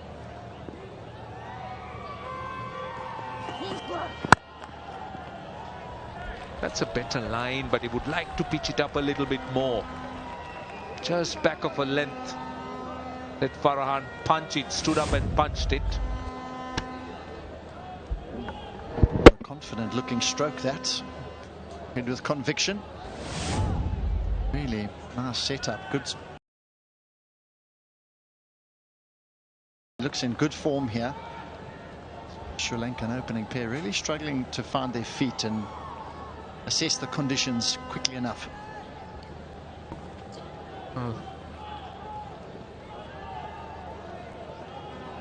Wickets is the only way for Sri Lanka going forward at the moment. 4 without loss. on the pads. That's not the line to bowl. You got short fine leg in the circle. That's easy pickings. Striving for something early on.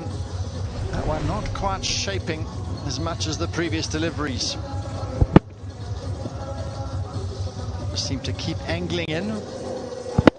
And he's just off his executions, and it's costing him here now. This is becoming quite a big over to start for Pakistan. 8 off it already.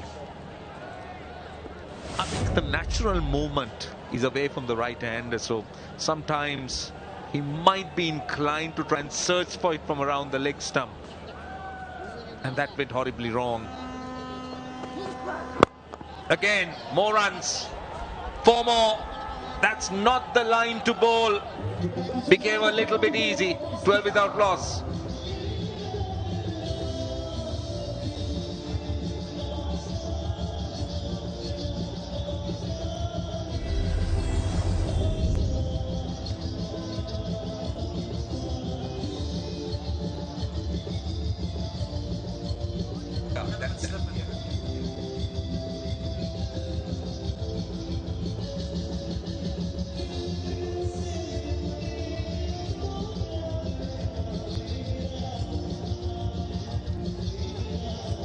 Well, Farhan has already got 11 of 5. There were some gifts on the pads that he made full use of in that Nuwan Tushar over. 12 without loss. It's a good start for Pakistan, especially as they're after a very moderate score. 129 is not frightening. Well, these are the boundaries we're talking about. That was outside the leg stump. I'm just wondering, John, because the natural angle is outswing, whether he's searching for swing from that leg stump and eventually playing into the hands of the batter. Only slightly off in the line, a couple of inches really, and it's cost him dearly. They've got off to a start now. Here's Tikshana. He's into the attack, and this is going to be an important spell. A slip in position as well to Ayub. Right, Mais Tikshana now. There was a lot of turn that the spinners got off the track. Tikshana is someone who looks to bowl it quicker. Now that's generally the stock ball, the pacey bowls, mid to the high 90s. Interesting to see what he would get out of the surface. That was also fired in, that was in fact over 100. Showing that angle, and a good matchup for the off spinner to the left-hander early on. So you're just getting off strike once again, and see if Farhan can find his range early on here to the off spinner. Beat both edges. That's a real advantage Tikshana's got. Obviously, a change of pace, variations really. The off spinners in the world in T20 cricket.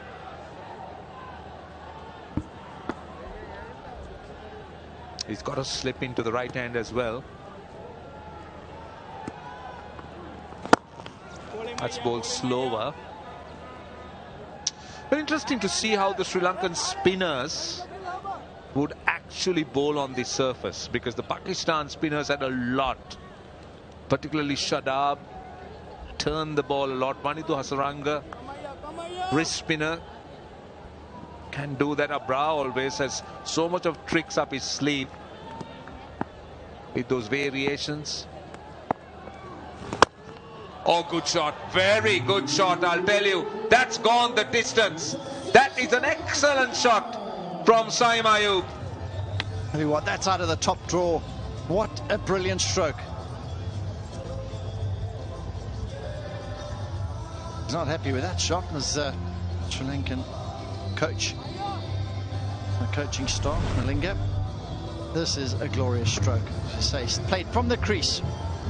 Wrist work, balance, the whole lot was included in that shot for 6. Absolutely brilliant.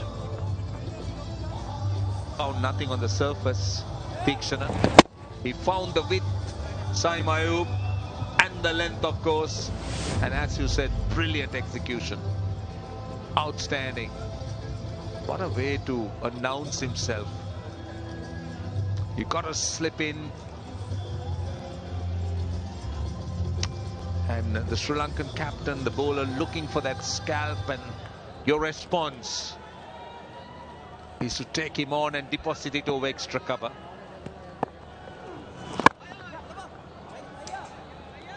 Good batting.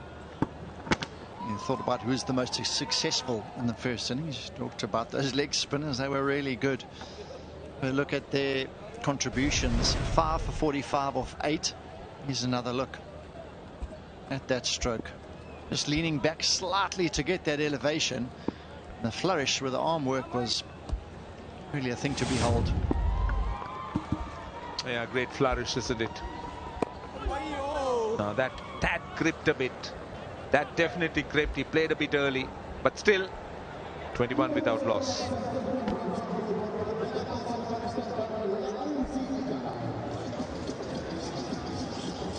Ahmad.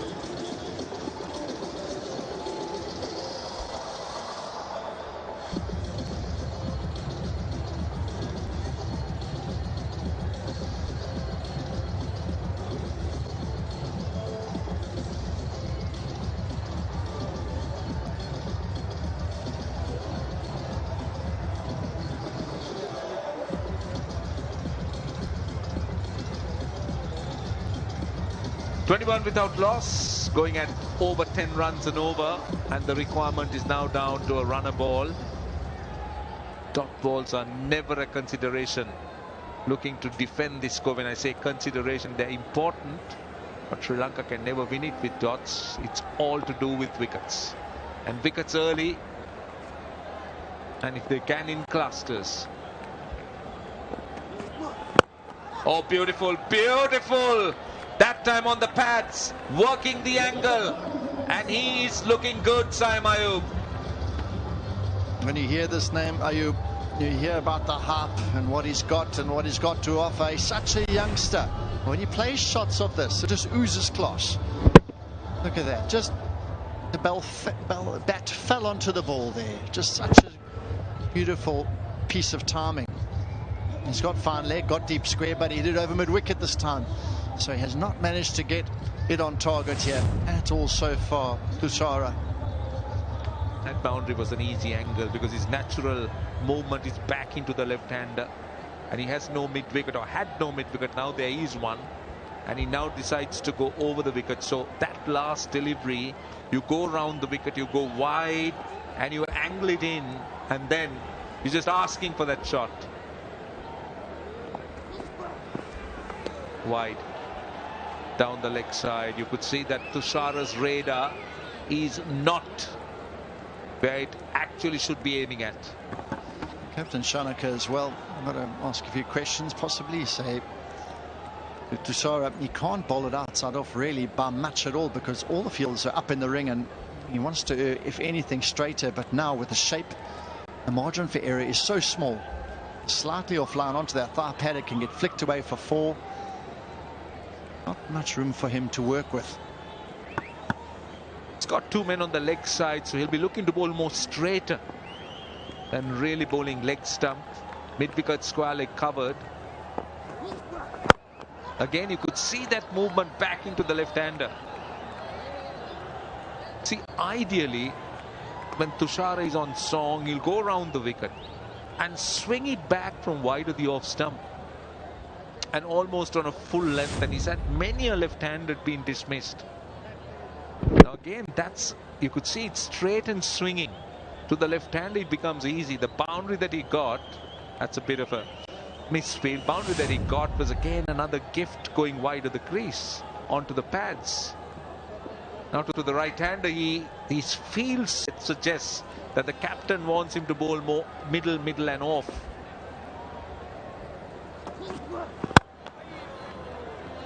Well, pace off, clever bowling. That dipped a bit on him.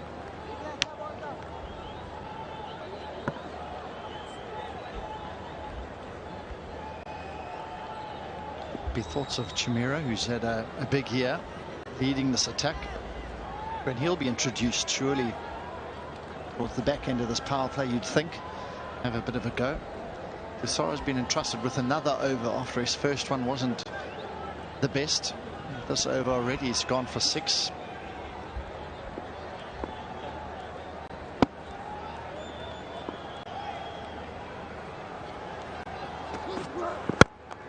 Oh, what a shot! What a shot that is! It hit the side spin on the full. That is a shot with authority. Again, pace off and hit with tremendous power. Absolute beauty. He smoked this one. Almost like he knew it was coming. The slower delivery, he saw it. And he freed those arms up. Just enjoyed admiring his work. Lovely view of it, the left foot going out to the leg side a touch so he could free those arms up, and pure timing, 93 meters. That's a big one. Virtually muscled it, didn't he?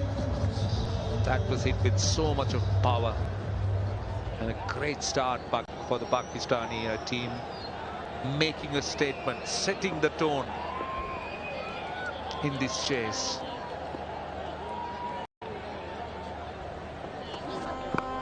Short one. That's gone for 6 as well. Back to back. They are moving very, very quickly. The other's gone for 18. There's still one delivery left. I was wondering when Mishara would think about using a back of a length or a shorter delivery. And he's tried everything, and he included that short delivery, and it's been dispatched. So he went very high, that's for sure. Went many a mile. Back-to-back 6s. Yeah, great risk. A lot of power. And look at how far it went. The previous one pitched up, forced Tushar to bowl back of a length. And great response from Farhan. 24 of 10. He's already got 18 runs in the over. Tushar has gone for 30 with 1 ball to go.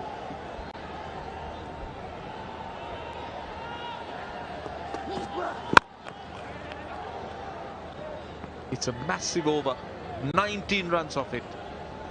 40 without loss of just 3 overs.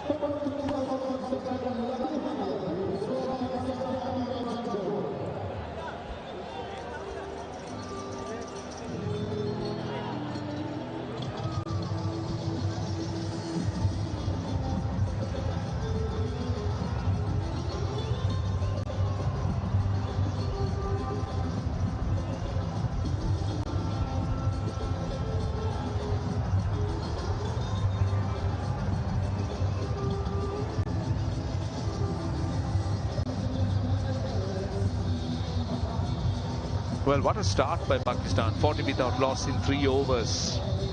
I mean, just imagine that dugout, the dressing room looks nice and relaxed. And why not? Just looking at 129, and you've got the openers getting them off to a magnificent start. And that asking rate is under 6 runs and over. You couldn't have asked for more. Anything more from these openers in the first 3 overs. Halfway through the power play, they are streets ahead, needing 89 off 102 balls. That's the equation at the moment. But having a look at Farhan and his efforts so far in the power play, has only seen half of the power play of him, and he smashed it to all parts. The best of them, a straight 6 into the side screen, and the last one a pickup on the leg side and some frustration. The Sri Lankan perspective at the moment, they need to take wickets.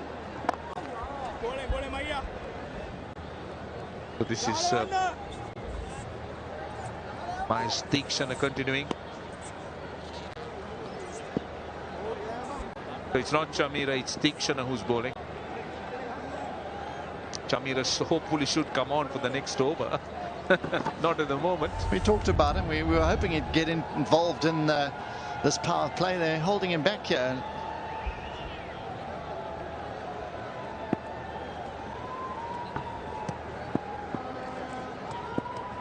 Slip in. Just too short. That is too short. That's for timing, and that's for that length. But in the power plays, John, you're asking for trouble. This pair has been clinical so far. I mean, great to watch his variation there. He never looks like he tries to hit the ball too hard. Ayub places the ball, classical technique, and caresses the ball for 4. Well, the Pakistan batters seem to find no terrors on the surface. Sri Lanka struggled. In fairness, we did see a few balls getting stuck in the pitch. Some of them stopping. And a lot of turn as well with the leg spinner bowling. But I haven't seen anything in terms of challenging the batters so far in the first 4 overs. You put it down to good batting or just ordinary bowling? Certainly think Sri Lanka disappointed, didn't bat so well, haven't bowled well either so far. What Pakistan have done is the initial couple overs, they just played good cricket shots. They didn't really try invent any strokes or run down the wicket and try and hit one over the top. They just used the pace of the ball and have picked up plenty of boundaries. 4 4s, 3 6s already in this power play. It's been dominating so far by Pakistan.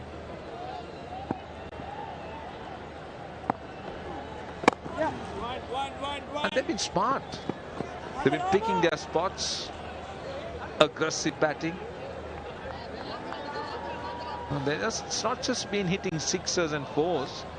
They blended it well with those singles and 2s as well.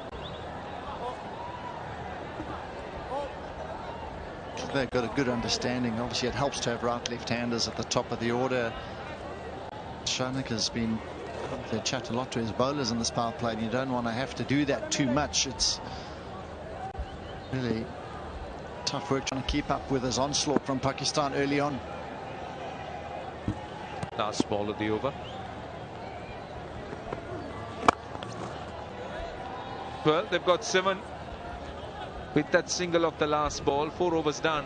Almost 12 runs and over for Pakistan. 47 without loss.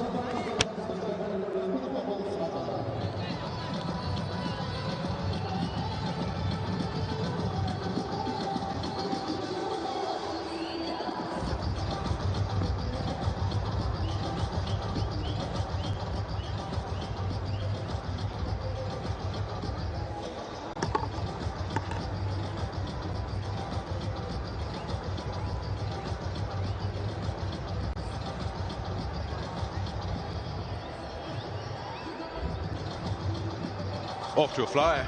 47 in the 4 overs that Pakistan have batted, and the wickets column is also doing a good favour to them.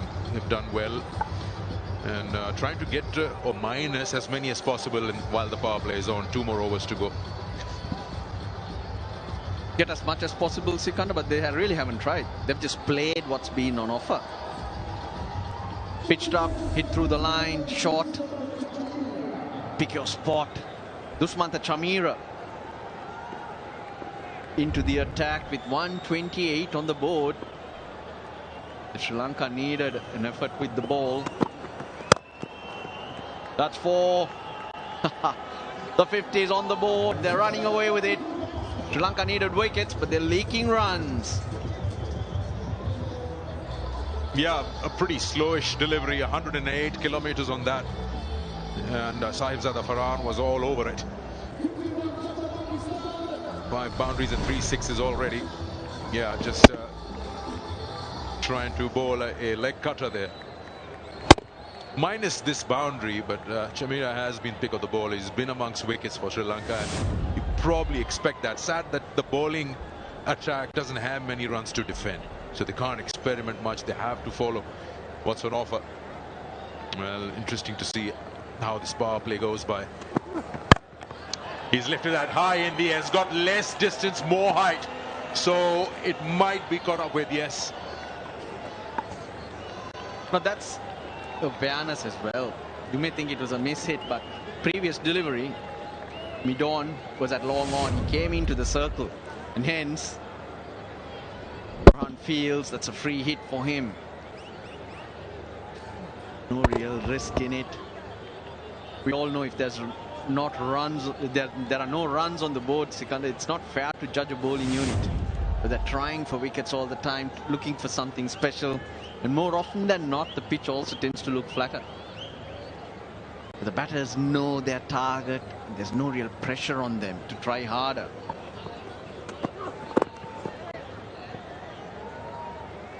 This was discussed, if you remember, back when the team was in Pakistan, that it is slightly on the unfair side for the bowling attack to be tested when the batters are unable to put bigger scores.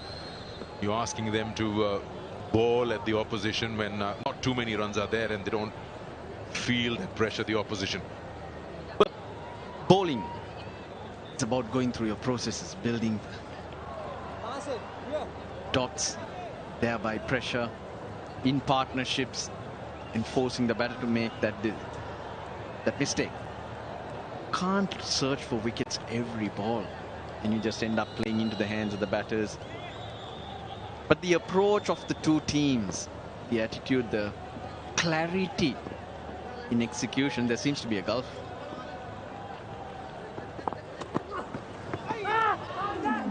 It's a good delivery. He's asking a question. The keeper never reacted to it. It's only Chamira. But as of now, you look at the two batters out there, so confident, so free in playing their shots. As Sri Lanka's point of view. Oh, he's taken the review. Doesn't Shanaka? Yep, it was late. They're trying their luck. TV umpire director, we have a player review for caught behind. Original decision is not out. I have checked the feed. Fair delivery. Start with the front on, please.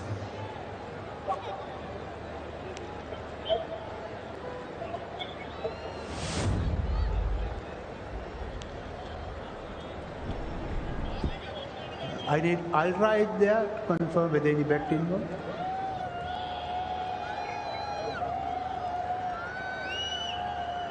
Keep it rolling through, please. Keep it rolling through.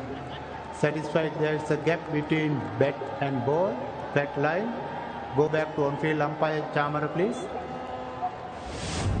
Chamara, you can stay with your not out decision. You're on screen. Make your signal. Bat and ball, nothing in it. They lose the review, Sri Lanka. I wonder what prompted him to go for that review, because Kusal Mendis never ever reacted to that when he collected the ball. Yeah, Chamira was the one who always wanted it.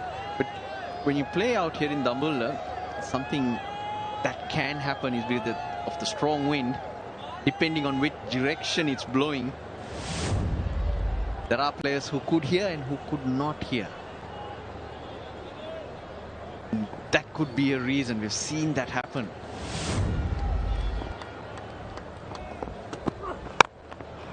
This time he flashes hard at that and had a bit of width available, and he went on with it.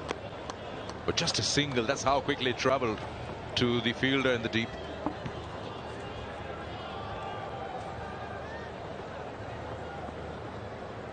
Ball turned, bounced a lot more.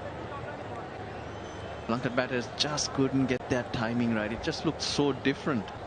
And that could also come down to the fact of where they are at. Pakistan, Sri Lanka played against each other not too long ago. Pakistan were dominant. They seem to be a team that's improving. But more questions for Sri Lanka, just unable to get that monkey off their back.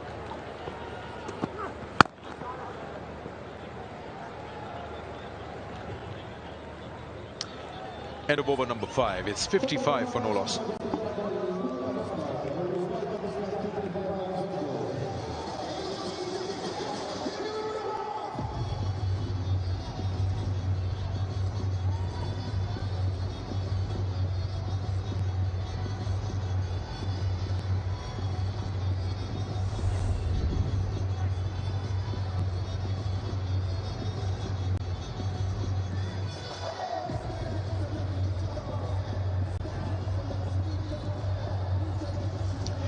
Yeah, look at the last two digits, 5 and 3, boundaries and sixes. That's helped them to get that run rate of 11. The required is now just 4.9. So that helps their cause. Dikshana will continue. He's bowling his third over on the trot in the power play. None for 16 for him.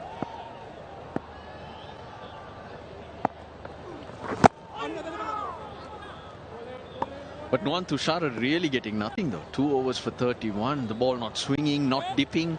The slow ball tends to dip. He was preferred over Ishan Malinga for this game, because he did lose his place in the team in that tri-series back in Rawalpindi.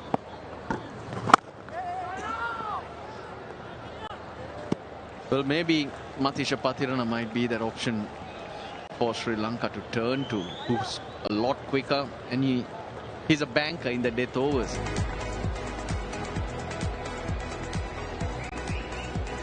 Wonderful part of the world, Sri Lanka. Wherever you go, there's nature to soak in.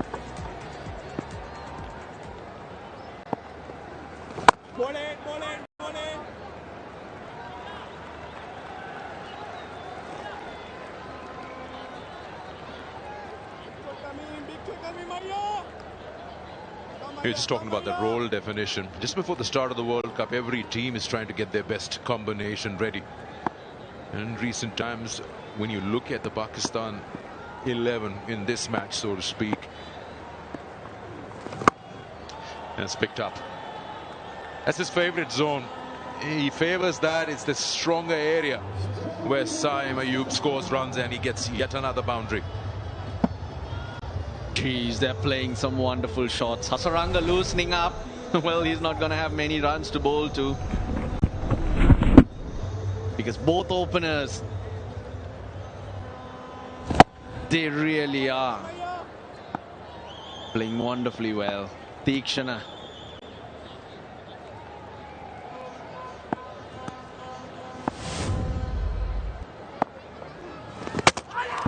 Oh, he's missed it completely. That no-look shot has become a no-look wicket. Tikshana strikes. He's been rewarded for being consistently into the...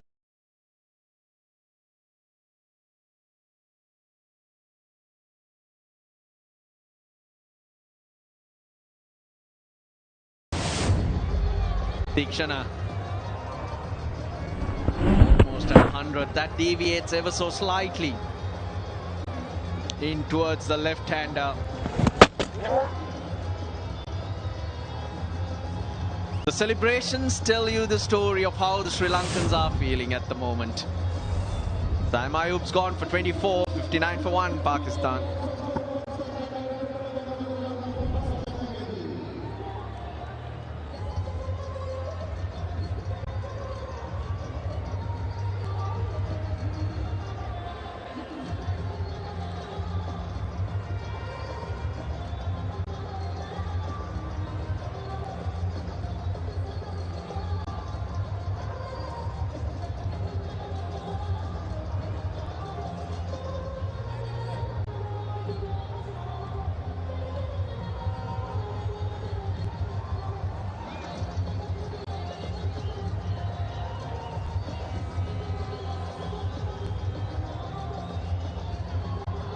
Pakistan captain walks out at number 3 with that last wicket of Saim Ayub.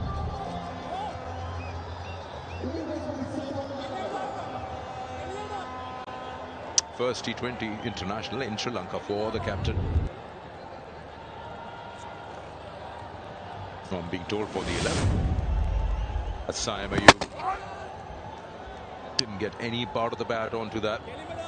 As you mentioned, Russ, slight deviation did the job.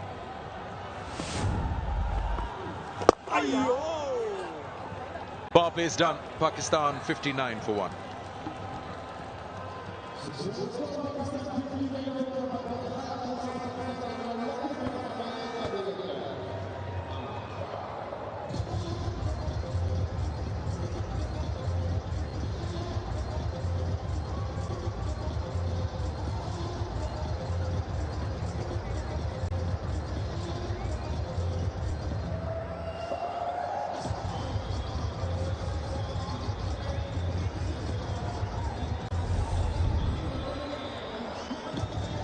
That's the comparison there for the power play.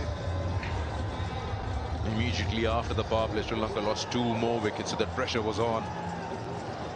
But Pakistan would be happy with what they see on that scoreboard. knowing that they need 129 to win this. Yeah, 70 more. Required rate just a 5. Hasaranga.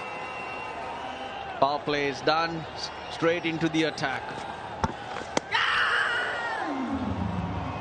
Loud shout from the man in the slips. Yeah, this is going to be an interesting contest because Hasaranga, 128 or not, he's going to put up a fight to the opposition.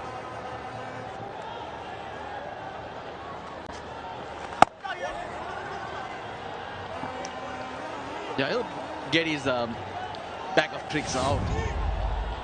But with this type of required rate, the batters don't need to take any chances. When they're going after him is when he poses more of a threat.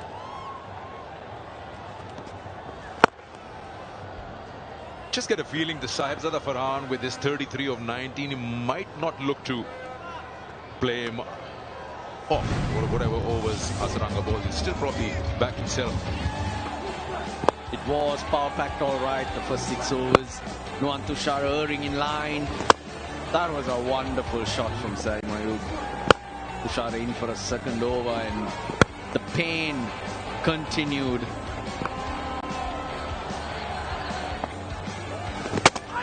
Deekshana just before the end of the power play got that wicket. 59 runs off it then. They can afford to just knock him around like this. They really don't need take any chances. That puts them in a good position and nullifies the threat of Hasaranga.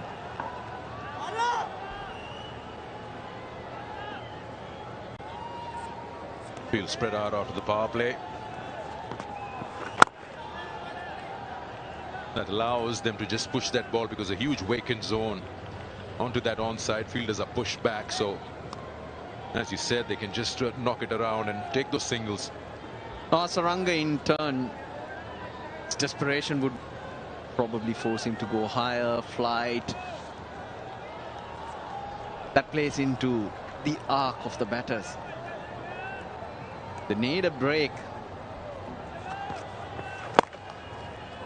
Something out of the ordinary to go in your favor.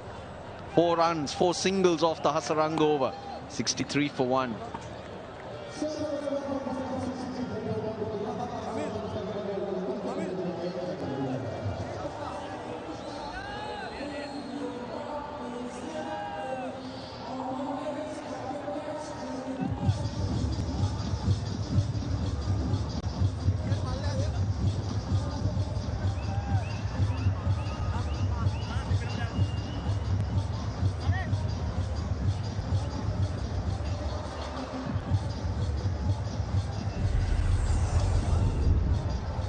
First T20 of the 3, and today Pakistan put Sri Lanka into bat. 128 all out in 19.2 overs, and here they are with 66 more required of 78 deliveries.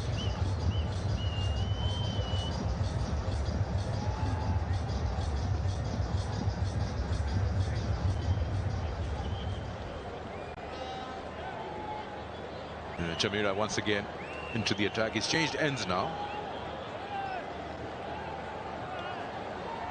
Now we operating from the grandstand end.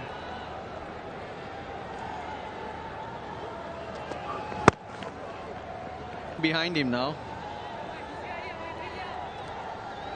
We've been given the flick from the grandstand, in fact.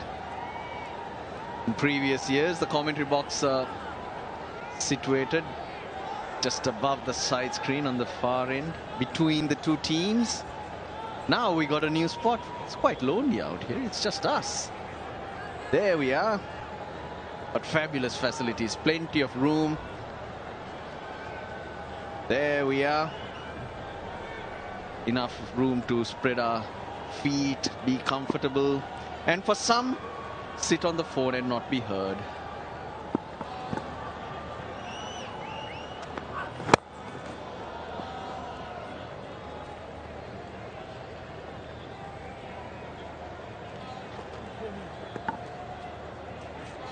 Wonder who he's texting.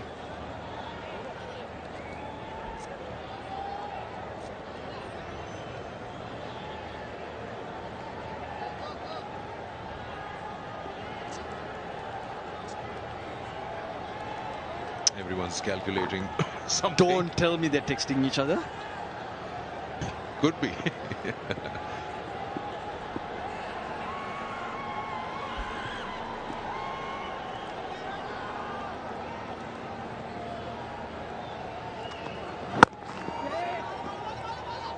Quick single, good single there. Not letting any opportunity go wherever there's a run possible.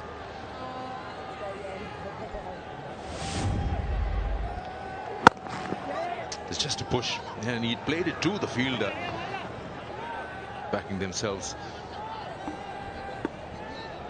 A lot of work for the fielder to do, and had to take the long way around, run round Chamira. Did Pakistan's captain. 63 required then of 75 balls. Well under control, this chase. No Babar Azam. Salman Ali Agha in at 3. Catch it is the call, and it's been dropped. A tough call. Dived forward. Thought he got his fingers underneath it. Thought he had it. Dasun Shanaka. Never easy diving forward though. Sri Lanka need those to stick.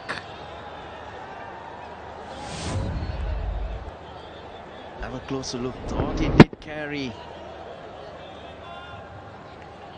Oh, that's a drop in fact. Done all the hard work, but just forgot to hang on to the ball. Yeah, another slow one worked. 115 clicks.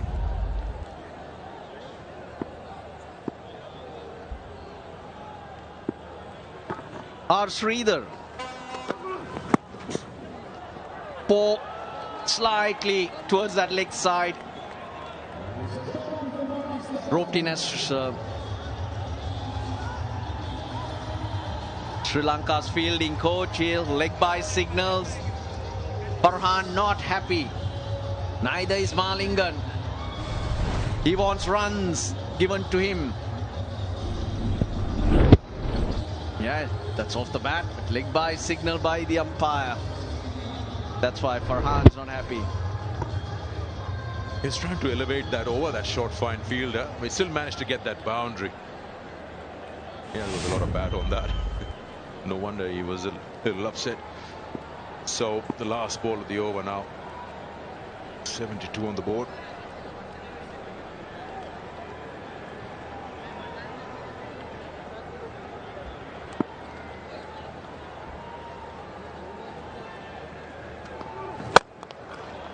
Another slow one, but ends up as a low full toss and another boundary. Runs leaking here. 8 overs gone. 76 for 1.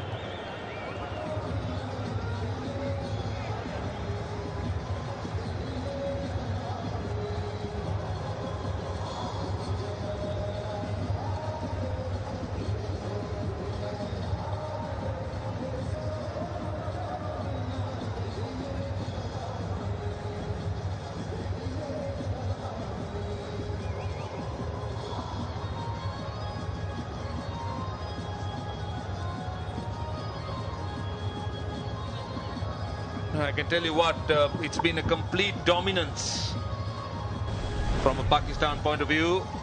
Boundary of the last ball. And he's been doing it well. Farhan, 42 of 25. Striking at 168. 4 fours and 2 sixes. What more can you ask for from someone opening the batting?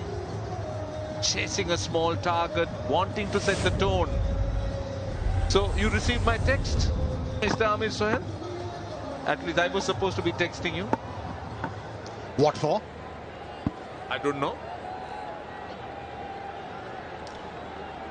I shouldn't be bothered about gossips. Don't worry about that. But, you know, ever since he was selected to represent Pakistan, he's been very prolific. Sahibzada Farhan. And he's started to ooze with confidence. But you have to laud Pakistani bowler's performance. By packing up that innings for a paltry total, they have taken all the pressure off from the Pakistani batsmen, allowed them the freedom to come out and bat freely. Boundaries are flowing. So you heard Ruslan will make the point in the last over that Hasaranga will look to do different things to try and attack and get wickets, and that's exactly what we see here. He understands that wickets are important, so in the process you'll expect him to experiment, try to lure the batter, and the response could be very, very different. And that presents a lot of opportunities for the batters to make their mark. Once a bowler is experimenting a lot, he's bound to offer freebies to the batter, and that's what we saw with the first delivery bowled by Hasaranga. He doesn't really have the luxury, obviously, of the runs he would have liked to have had. But having said that, you would have expected the Sri Lankan bowlers to put up a better fight. Yes, you're defending a smaller score, but come out and make a statement. But to the credit of the Pakistan batters, they just didn't let the Sri Lankan opening bowlers, particularly Nuwantu Shara, even attempt it. Yeah, if there was any pressure on the Pakistani batters, it was evaporated in no time when they were able to find boundaries against Tushara. And that brought a lot of pressure on the other bowlers, forced them into experimenting a lot. And that's where Pakistani batters gained, and gained big time. 9 done, 82 for 1.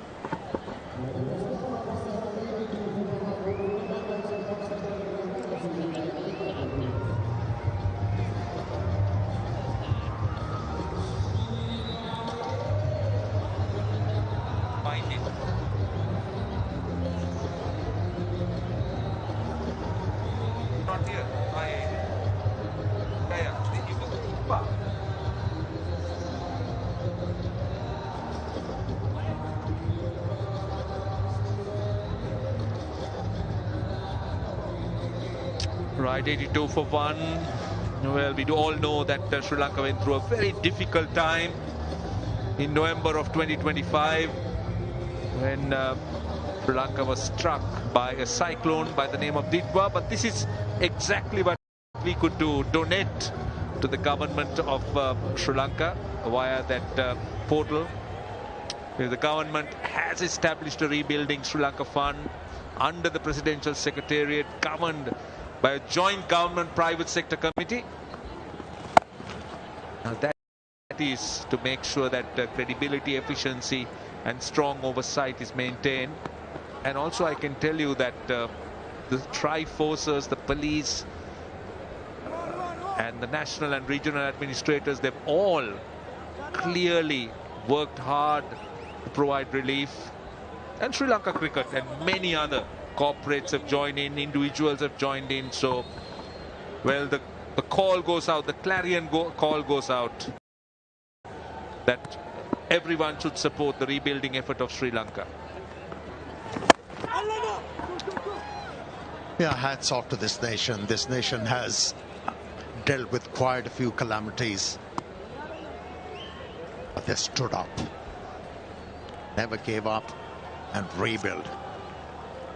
It's time to rebuild again. Yeah, I can tell you one thing, Amir, just getting back to that very quickly, that Sri Lanka is a nation, as you very correctly said, have never been defeated. They've always overcome as a nation. And there have been many a situation that they had to face, including this one here, where Pakistan's hitting boundaries for fun, but Sri Lanka as a nation has always overcome.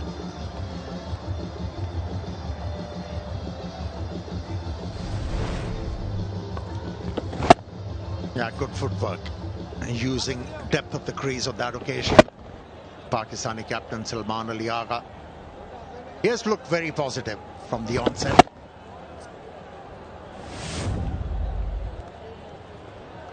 Well, it's a little bit too easy at the moment. 40 of 63. No real threat from the Sri Lankan bowlers. Just making it easy. Yes, there are oohs and ahs, but don't really think that's a concern for the Pakistan batters, because this partnership also 31 of 23, so you could see the domination. Now it's down to 39 of 62.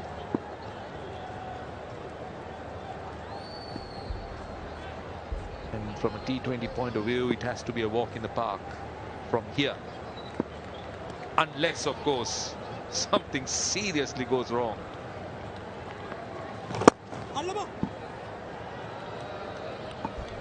Yeah, Pakistan can get over the line in a jiffy, especially if that man in the picture stays out there in the middle for Pakistan.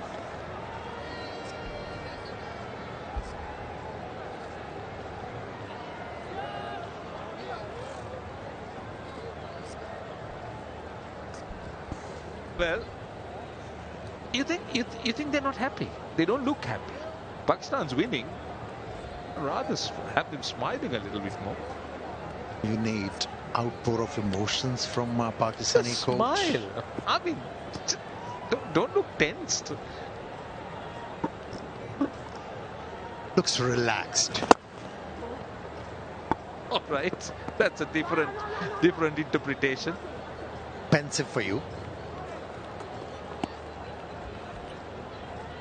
10 overs done, 93 for 1.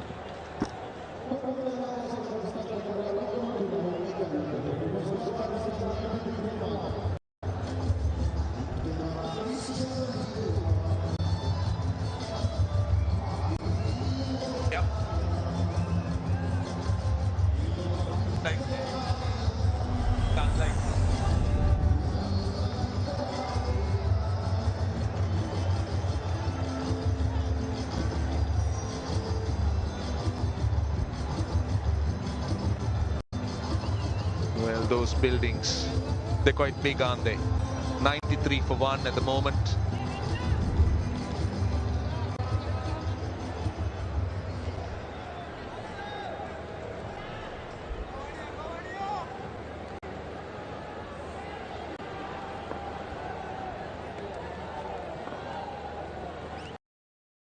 .93 for 1. Hasaranga. Well, he's conceded 10 runs of 2 overs. He's mixed it up. If you just look at the pace he's bowled, he's dropped it to the 80s. That last one, he's just increased it to that high 80s. He's been looking for that balance or the pace or the opportunity to miss the batters. Oh no, this time it's taken in the deep. It was a friendly full toss. For a moment, Salman Ali Agha thought he had everything, but instead he only found the man at long on. And Sri Lanka has just got their second wicket.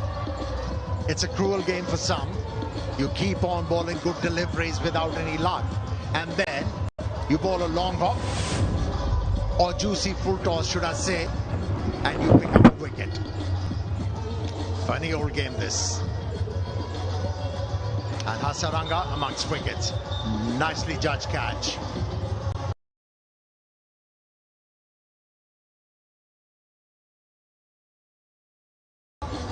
(16 of 11), 94 for 2.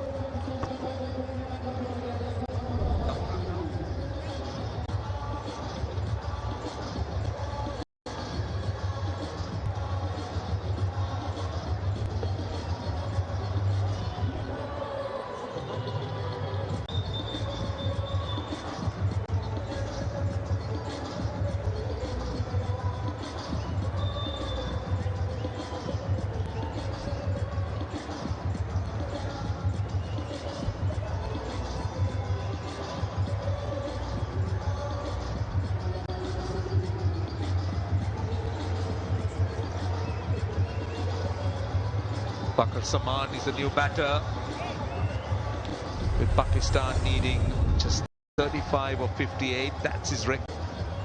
Good strike rate over 130. Average under 25. That's a worry for 106 innings. But someone who opens the batting in the middle order in this T20 format. Right, they brought in a slip. Now let's take a look at the field. Let's understand what Hasaranga's trying to do. Obviously he's looking to give him a lot on the leg side. The fielders He's got 5 on the leg. He's opened up the offside. And he's going over the wicket with a slip.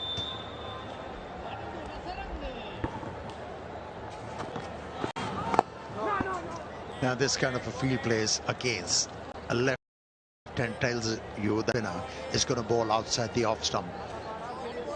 Spin it back and then take it away from the left-hander. That's why there is a slip in place.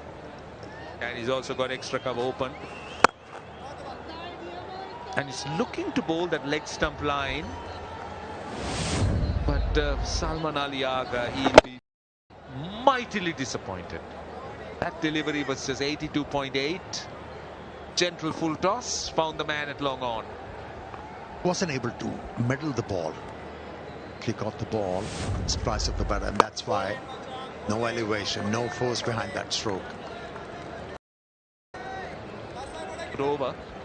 He's bowled right line. He's looked to bowl wicket to wicket, or as you said, maybe around the off stump, spin it back, keeps the cover open, and allow the left-hander to work it away on the leg side. Now he's going round the wicket with 1 ball to go. Right down the track. He wouldn't mind it, Hasaranga. Though Fakhar Zaman gets it into the open spaces for 2 runs. 96 for 2.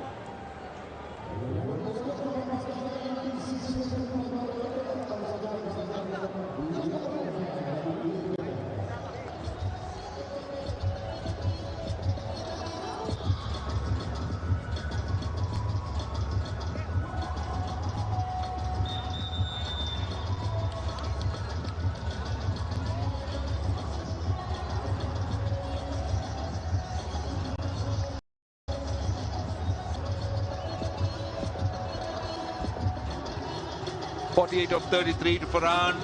He's hit 4 fours and 2 sixes, striking at close to 150. Pakistan got plenty of time to get over the line. They just need 33 more runs. 9 overs left.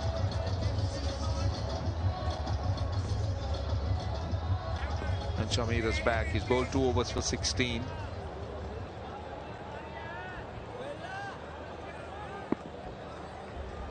Usman Shamira has been good, has kept himself fit. Bowled with good pace. One thing about him is that he's not someone, at least the new Shamira we see, he's not someone who's looking to bowl out and out pace, but he can crank it up to that high or mid 140s, but generally in the high 130s with far better control.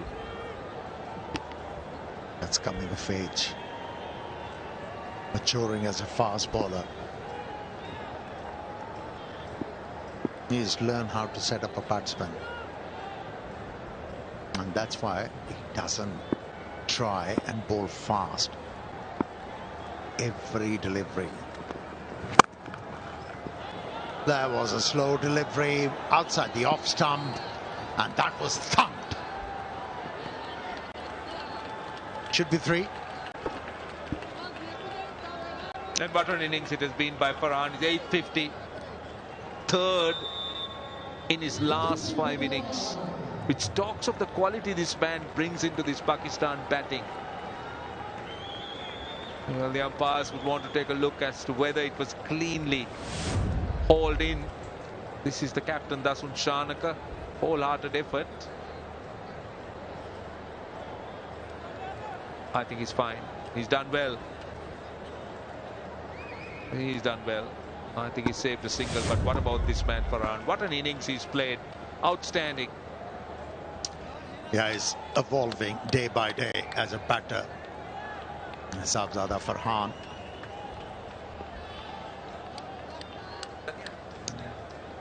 His demeanor out there in the middle tells you he has found his game. And he's pretty confident with that. That's pace on. That is pace on from Usman Shamira. Surprised him. Surprised Fakhar Zaman. The previous delivery was a slow one. This one, look at that. 143. You spoke about coming of age. And this is Dushmanta Chamira for you.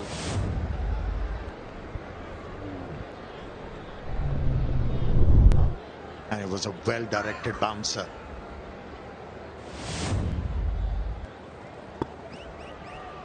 Short fine leg comes in, mid-wicket goes out to the boundary.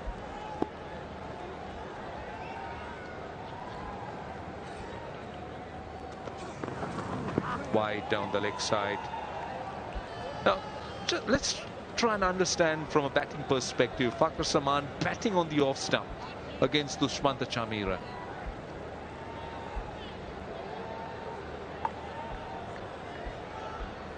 Maybe he's looking to cover the angle which the bowler is looking to create. But the bowler was offline on that occasion.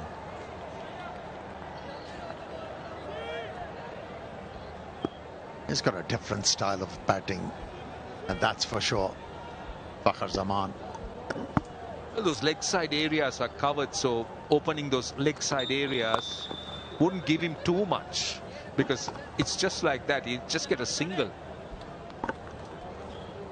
Yeah, talking about Sahibzada Farhan. He came out gun blazing.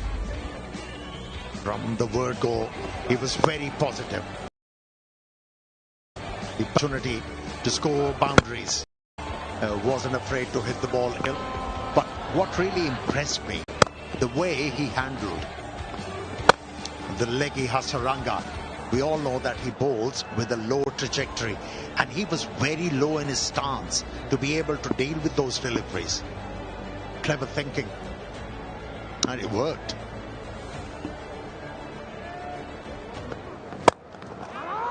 This time taken.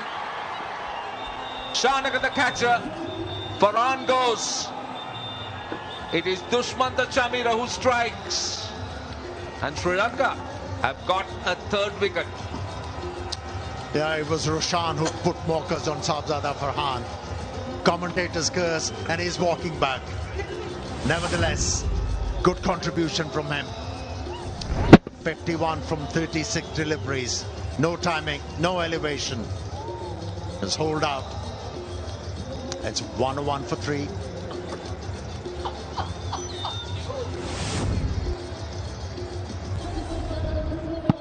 Out for 51 Farhan. It's 101 for 3.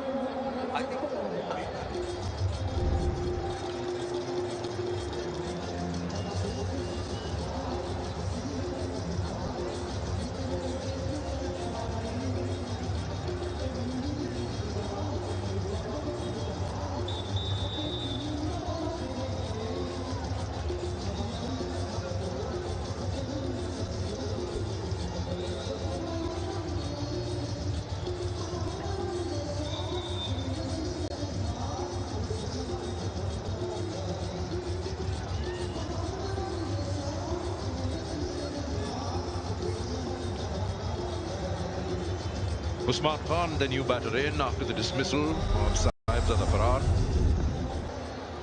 24 matches to his name since he's made his return from the UAE.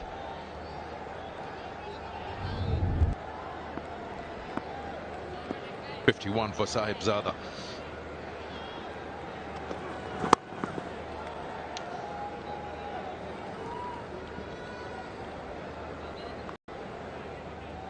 Again, a shot trying to elevate that Sahibzada Farhan just over that mid-off fielder. Just couldn't get that desired elevation. And played it straight to Dasun Shanaka there. Maybe suggesting that shadow practice, that probably a little wider than what he managed to play. 27 more required with Hasaranga now in operation, bowling his final over. 1 for 13 for him. In this setup now ahead of the World Cup, Pakistan has shuffled the roles for the batters. Usman Khan now more of a finisher. He's opened as well in the past in T20s. So is for Fakhar Zaman, a bit of a floater. He batted 6 and 7 also in the recently concluded Tri-Nation. So it's an advantage to have a batter like him for your captain and for your head coach, who can easily just blend in anywhere where they feel it's required. Wow, that really died on him.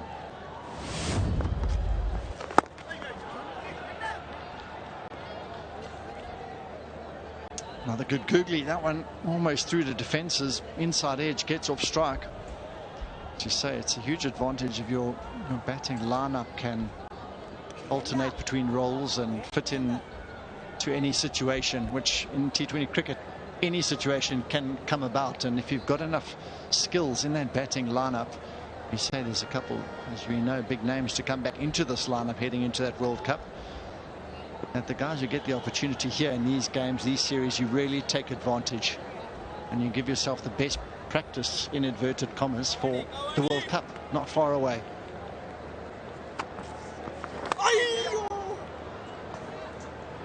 Yeah, he closed the face of the bat. Nissanka still at it. Even though it's 26 required, he's going to surely make life difficult, especially when the two batters are fairly new in the middle. He's got a challenge of a battle of his own going on with the batter.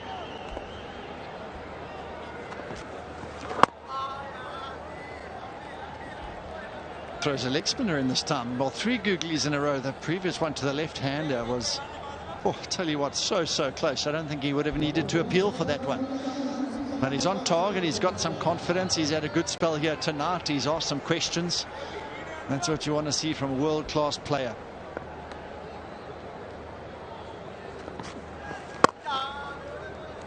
What Pakistan batters have done well, just looking at Nissanka's spell, they just look to knock him around.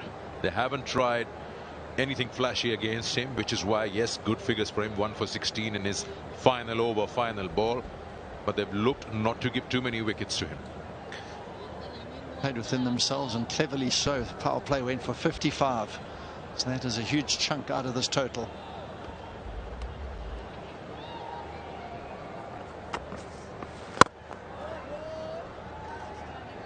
Fakhar Zaman will keep strike as Pakistan move to 106 for 3.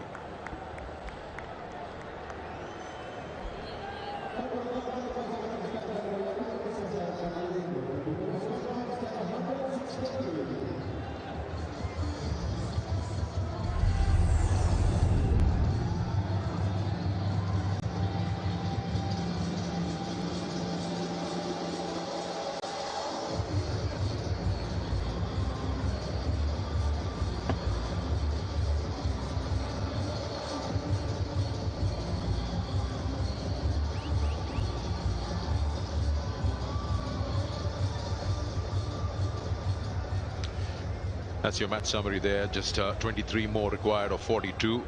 That equation favors Pakistan. They did well, the bowlers, restricting Sri Lanka to 128 and bowling them out inside 20 overs. Dhananjaya, bowling change.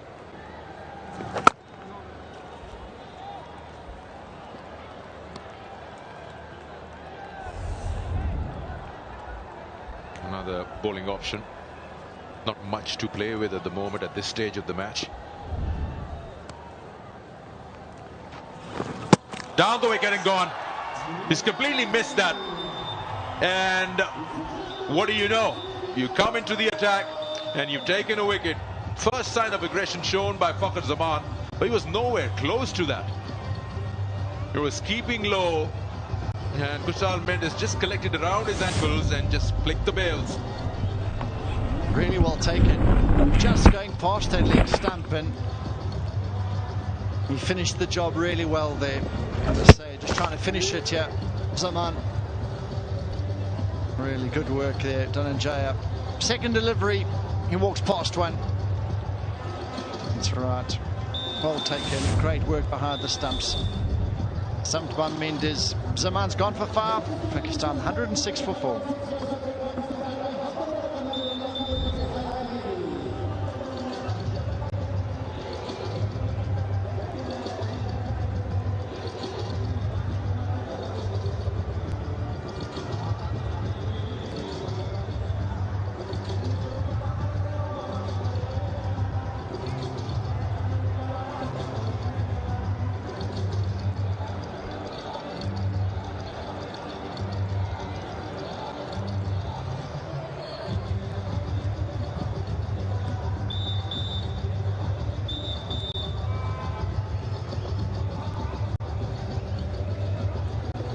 Shadab Khan, the new batter in. He's making a comeback since June 25 in this T20 format. He's in, bowled so well. Straight away was amongst wickets in his first over. There he is, out with the bat. When you look at Fakhar Zaman, when these connect, they look strong. When you miss it, then you ask a question. When these connect, they look strong. The ball is keeping low. And he went after it. So a lot of players also know that when there's someone who's in there to finish the job, don't leave it to someone else to finish the job. You do it yourself. Make sure no one else is needed in the dugout. Yeah, when you look at the equation, 23 required of 38, you say you're still in good hands. But the other side of it, Pakistan have lost 3 wickets for just 12 runs. This being the last one.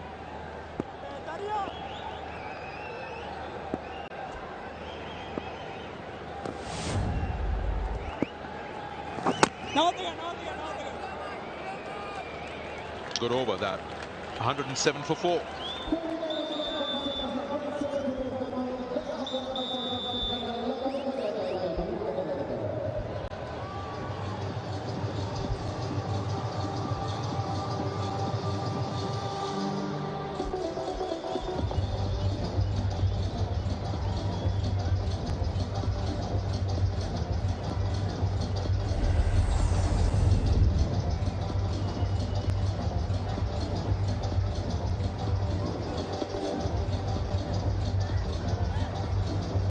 A strong start from Pakistan's side in their pursuit of 129 runs. Farhan and Saim Ayub steady and powerful all at the same time in that power play, taking 59 off it, set them well on their way, but they lost some wickets. As we've mentioned now, 3 wickets very quickly. 94 for 2, 101 for 3, 106 for 4. So just losing their momentum. Nissanka leaving the field, that's a bit of a worry. You always worry about injuries leading into the World Cup, and he's come off the field. I think he's had enough. Could probably be that attempt that he did trying to catch that ball when it was hit hard in the covers. Took the tip of his fingers. There we go.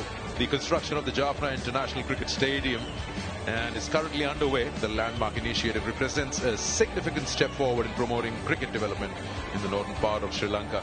They're saying we've got 10 pitches in the center, 138 acres to play with. And of course, once this up and ready, the northern province, of course, will be one of other beautiful centers that Sri Lanka will have for international cricket.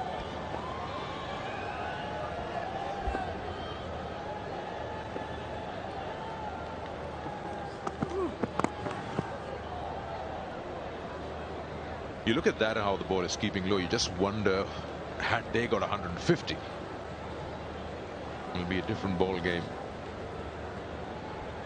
And there was an opportunity because they lost 4 wickets for just nothing. 126 for 6, and they were all out for 128. Even in the last 2 overs, 12 balls, had they managed 20-21 runs, they would have reached 150. It wasn't to be. And credit should go to the bowling attack, both spin and quicks, which made things easier for the batters, and Pakistan was able to put up that score in that power play.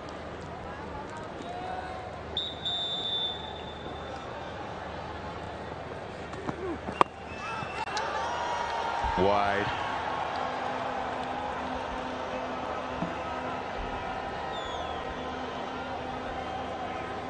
Trying to charge in here, Mishara trying to create something. Keep got excited for a moment, but then don't get excited, boys. I think I got one wrong. A wide signaled after all of that. Mishara charging and trying to force the issue. Every now and then the wrist just goes a little bit, and that's what tends to happen. Goes down the leg side to the right-hander.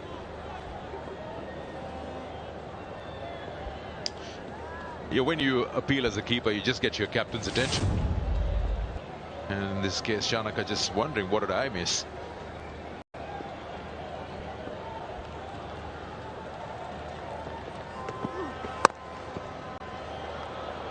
Wow, he made it look so easy. Very risky to be able to play that behind the square on the offside. Have a look at that shot again in the replay. Shadab, he's had a good day. Ball in hand and now assured. Punching it. Behind point. The quickest bowler on display for Sri Lanka this evening. Frustrating. Down to 15 runs needed now. But off up in the ring.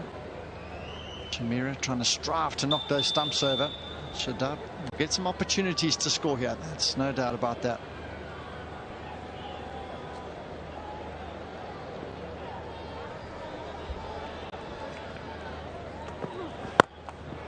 Saw him coming down and dropped it short, but Shadab was equal to task. And he's played that nice and clean to mid-wicket for another boundary.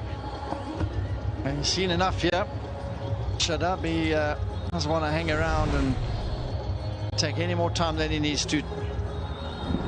Mishara saw him coming, dragged the length back and charged him and pulled him away very confidently, and really a terrific stroke.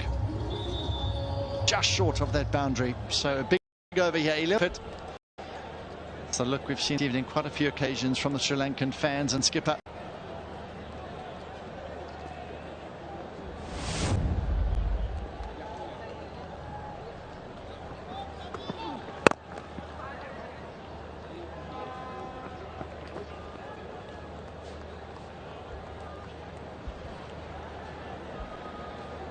And they've come out in numbers that they haven't had many opportunities to really cheer up there. Even though there was rain scare, but they have come in, families, younger ones. And probably would like to see a little more or better fight in the remaining two T20 internationals. A nation that loves this sport.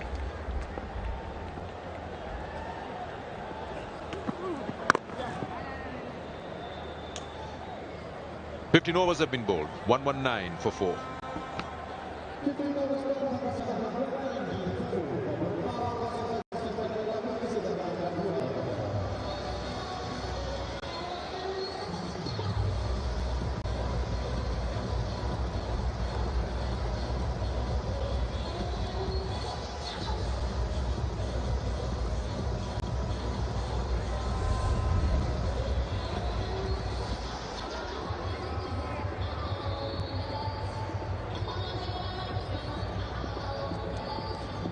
Just 10 required now from the last remaining 5 overs.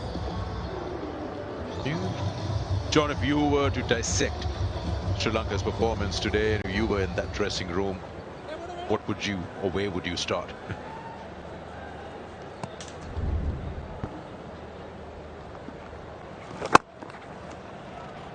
A little bit concerned about how they started in that power play. They didn't really look to assess conditions very well, and every stroke they tried didn't really come off, and pretty ineffective, to be honest, and lost the initiative. I felt where they could have gained some initiative in that first power play where they've been so good in the recent past up front. Before the game we spoke about how they're scoring almost 10 and over in the power play in recent past, and now today that was where they failed. So it was really disappointing. The bowling, they're creating some opportunities, but the batting front is a real worry for them. In the middle order once again, to find a better start, somehow get off to a brighter start, and also some of the top 4 got to do the bulk of the batting.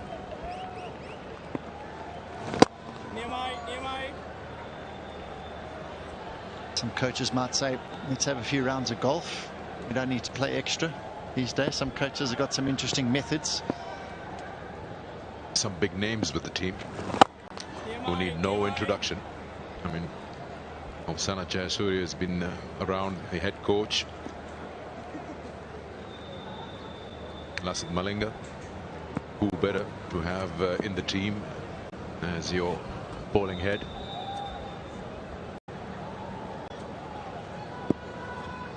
In recent times, just to more to do with enough runs being put on board with the bat. And there's no shortage of talent there. You know what the opening slot is capable of. Kusal, Mendis. They've found someone very good in Mishara. We'll come back to that. 122 for 4.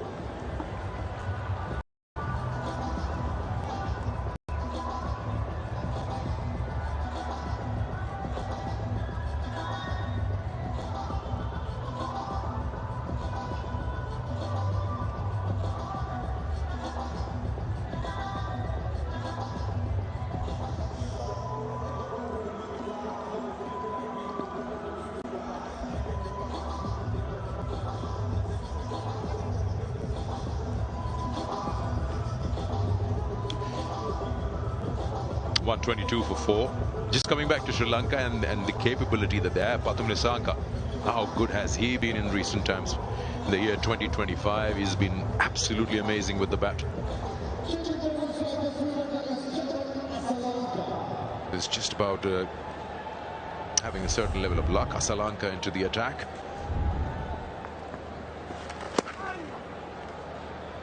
Also the change of captain.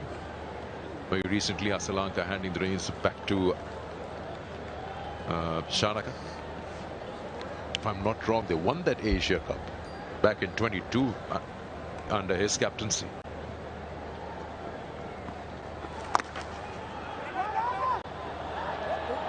Yeah, that's gone through.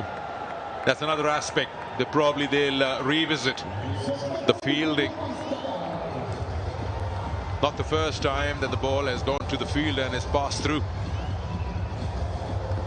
Seems ever since power play in the first innings, they've been trying to play catch-up in this game.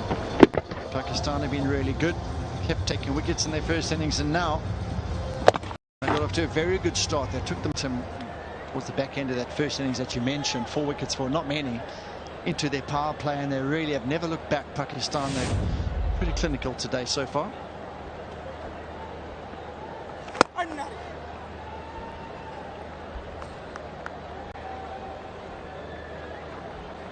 Pressed by Abrar.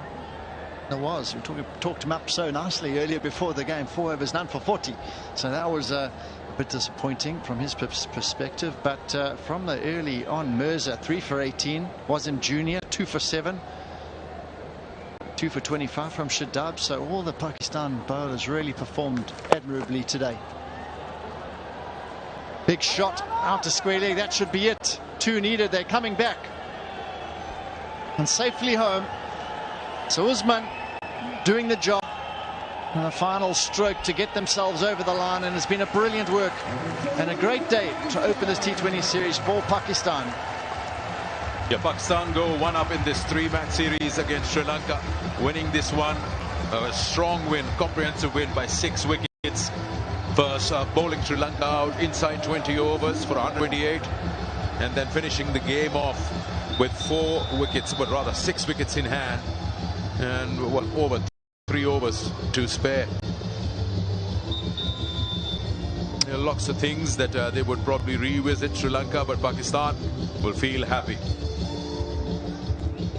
Quite a few boxes ticked. What a comeback he's had. 2 for 25 in his 4 overs, Shadab, and then finishing the job with an 18 not out. And he's announced his arrival again. That's a good problem to have for the captain and coach when you've got players around you and so much variety, spin options that are available to Pakistan, and then of course what he can bring with the bat. So it's been a worryless win for Pakistan, starting off with the bowlers doing a brilliant job, and then the batters, especially in that power play, is stamping their authority. Darshan Chanaka got a day off and probably just get his think tank together and assess a plan and see what has gone wrong, and then come back to after stronger, because that would be something that he would prove to himself. It's in their own backyard. That's quite right. They've been really good. When the toss decided to have a bowl, and they bowled brilliantly in all departments. They looked really accomplished. got themselves off to a fixed start. This T20, one of 3 games. Game every couple of days. This game on the 9th and the next game on the 11th. Talked about coaching Marquez and done a really good job since joining Pakistan national side, and he's got huge experience, particularly in T20 cricket. RPLs he's done over the years. Think of all the teams he's coached. New Zealand national side as well. He's top class, and top class work in the chase from Pakistan, where Farhan, he had a brilliant effort up front in that power play, struck it to all parts for a brilliant half century, 51 of 36, and after that, well supported by Ayub with 24 of 18, a good opening stand of 59, and then Sri Lanka never really able to get themselves back in the game. Was finished off nicely in the end by Shadab with 18 of 12 to add to his 2 for 25 at ball in hand. Yeah, Sri Lankan bowling attack. They didn't have a big score to defend, and then getting hammered in that power play took that fizz away. There were 2 bowlers without wickets, otherwise the rest of them all pitched in with a wicket each.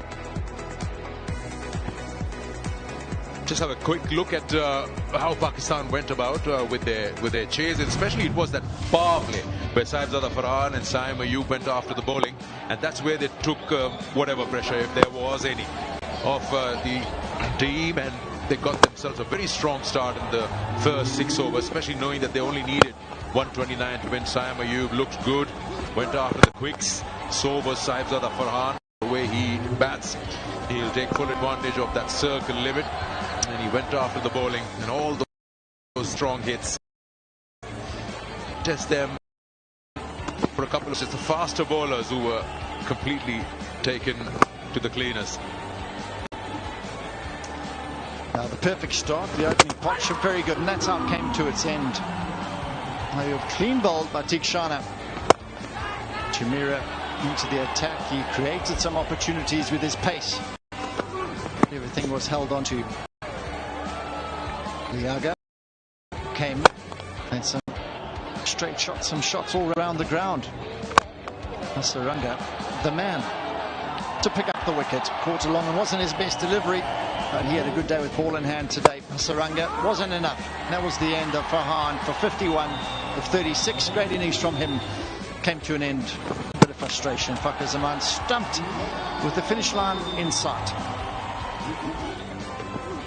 After that was Shadab and Usman who made sure they don't lose any more wickets and finished the game off with 6 wickets in hand and a lot of overs to spare. Shadab especially looked good first with the ball and then came out with a bat. This was the winning shot where they ran 2 and wrapped the game up in their favor. Going 1 up in this 3-match series against Sri Lanka here in Dambulla. Let's have a quick look at the match summary as to what happened today. Pakistan won the toss and put Sri Lanka into bat. And Sri Lanka managed 128 inside 20 overs. Lianage was the only one who put up a fight, 40. 3 wickets for Mirza and Abrar. And then in response, Farhan and Saim were very good in the power play. And they made sure that Pakistan cruised through, winning this match by 6 wickets. Time for us to take a short break. And when we come back, we've got the presentation ready for you.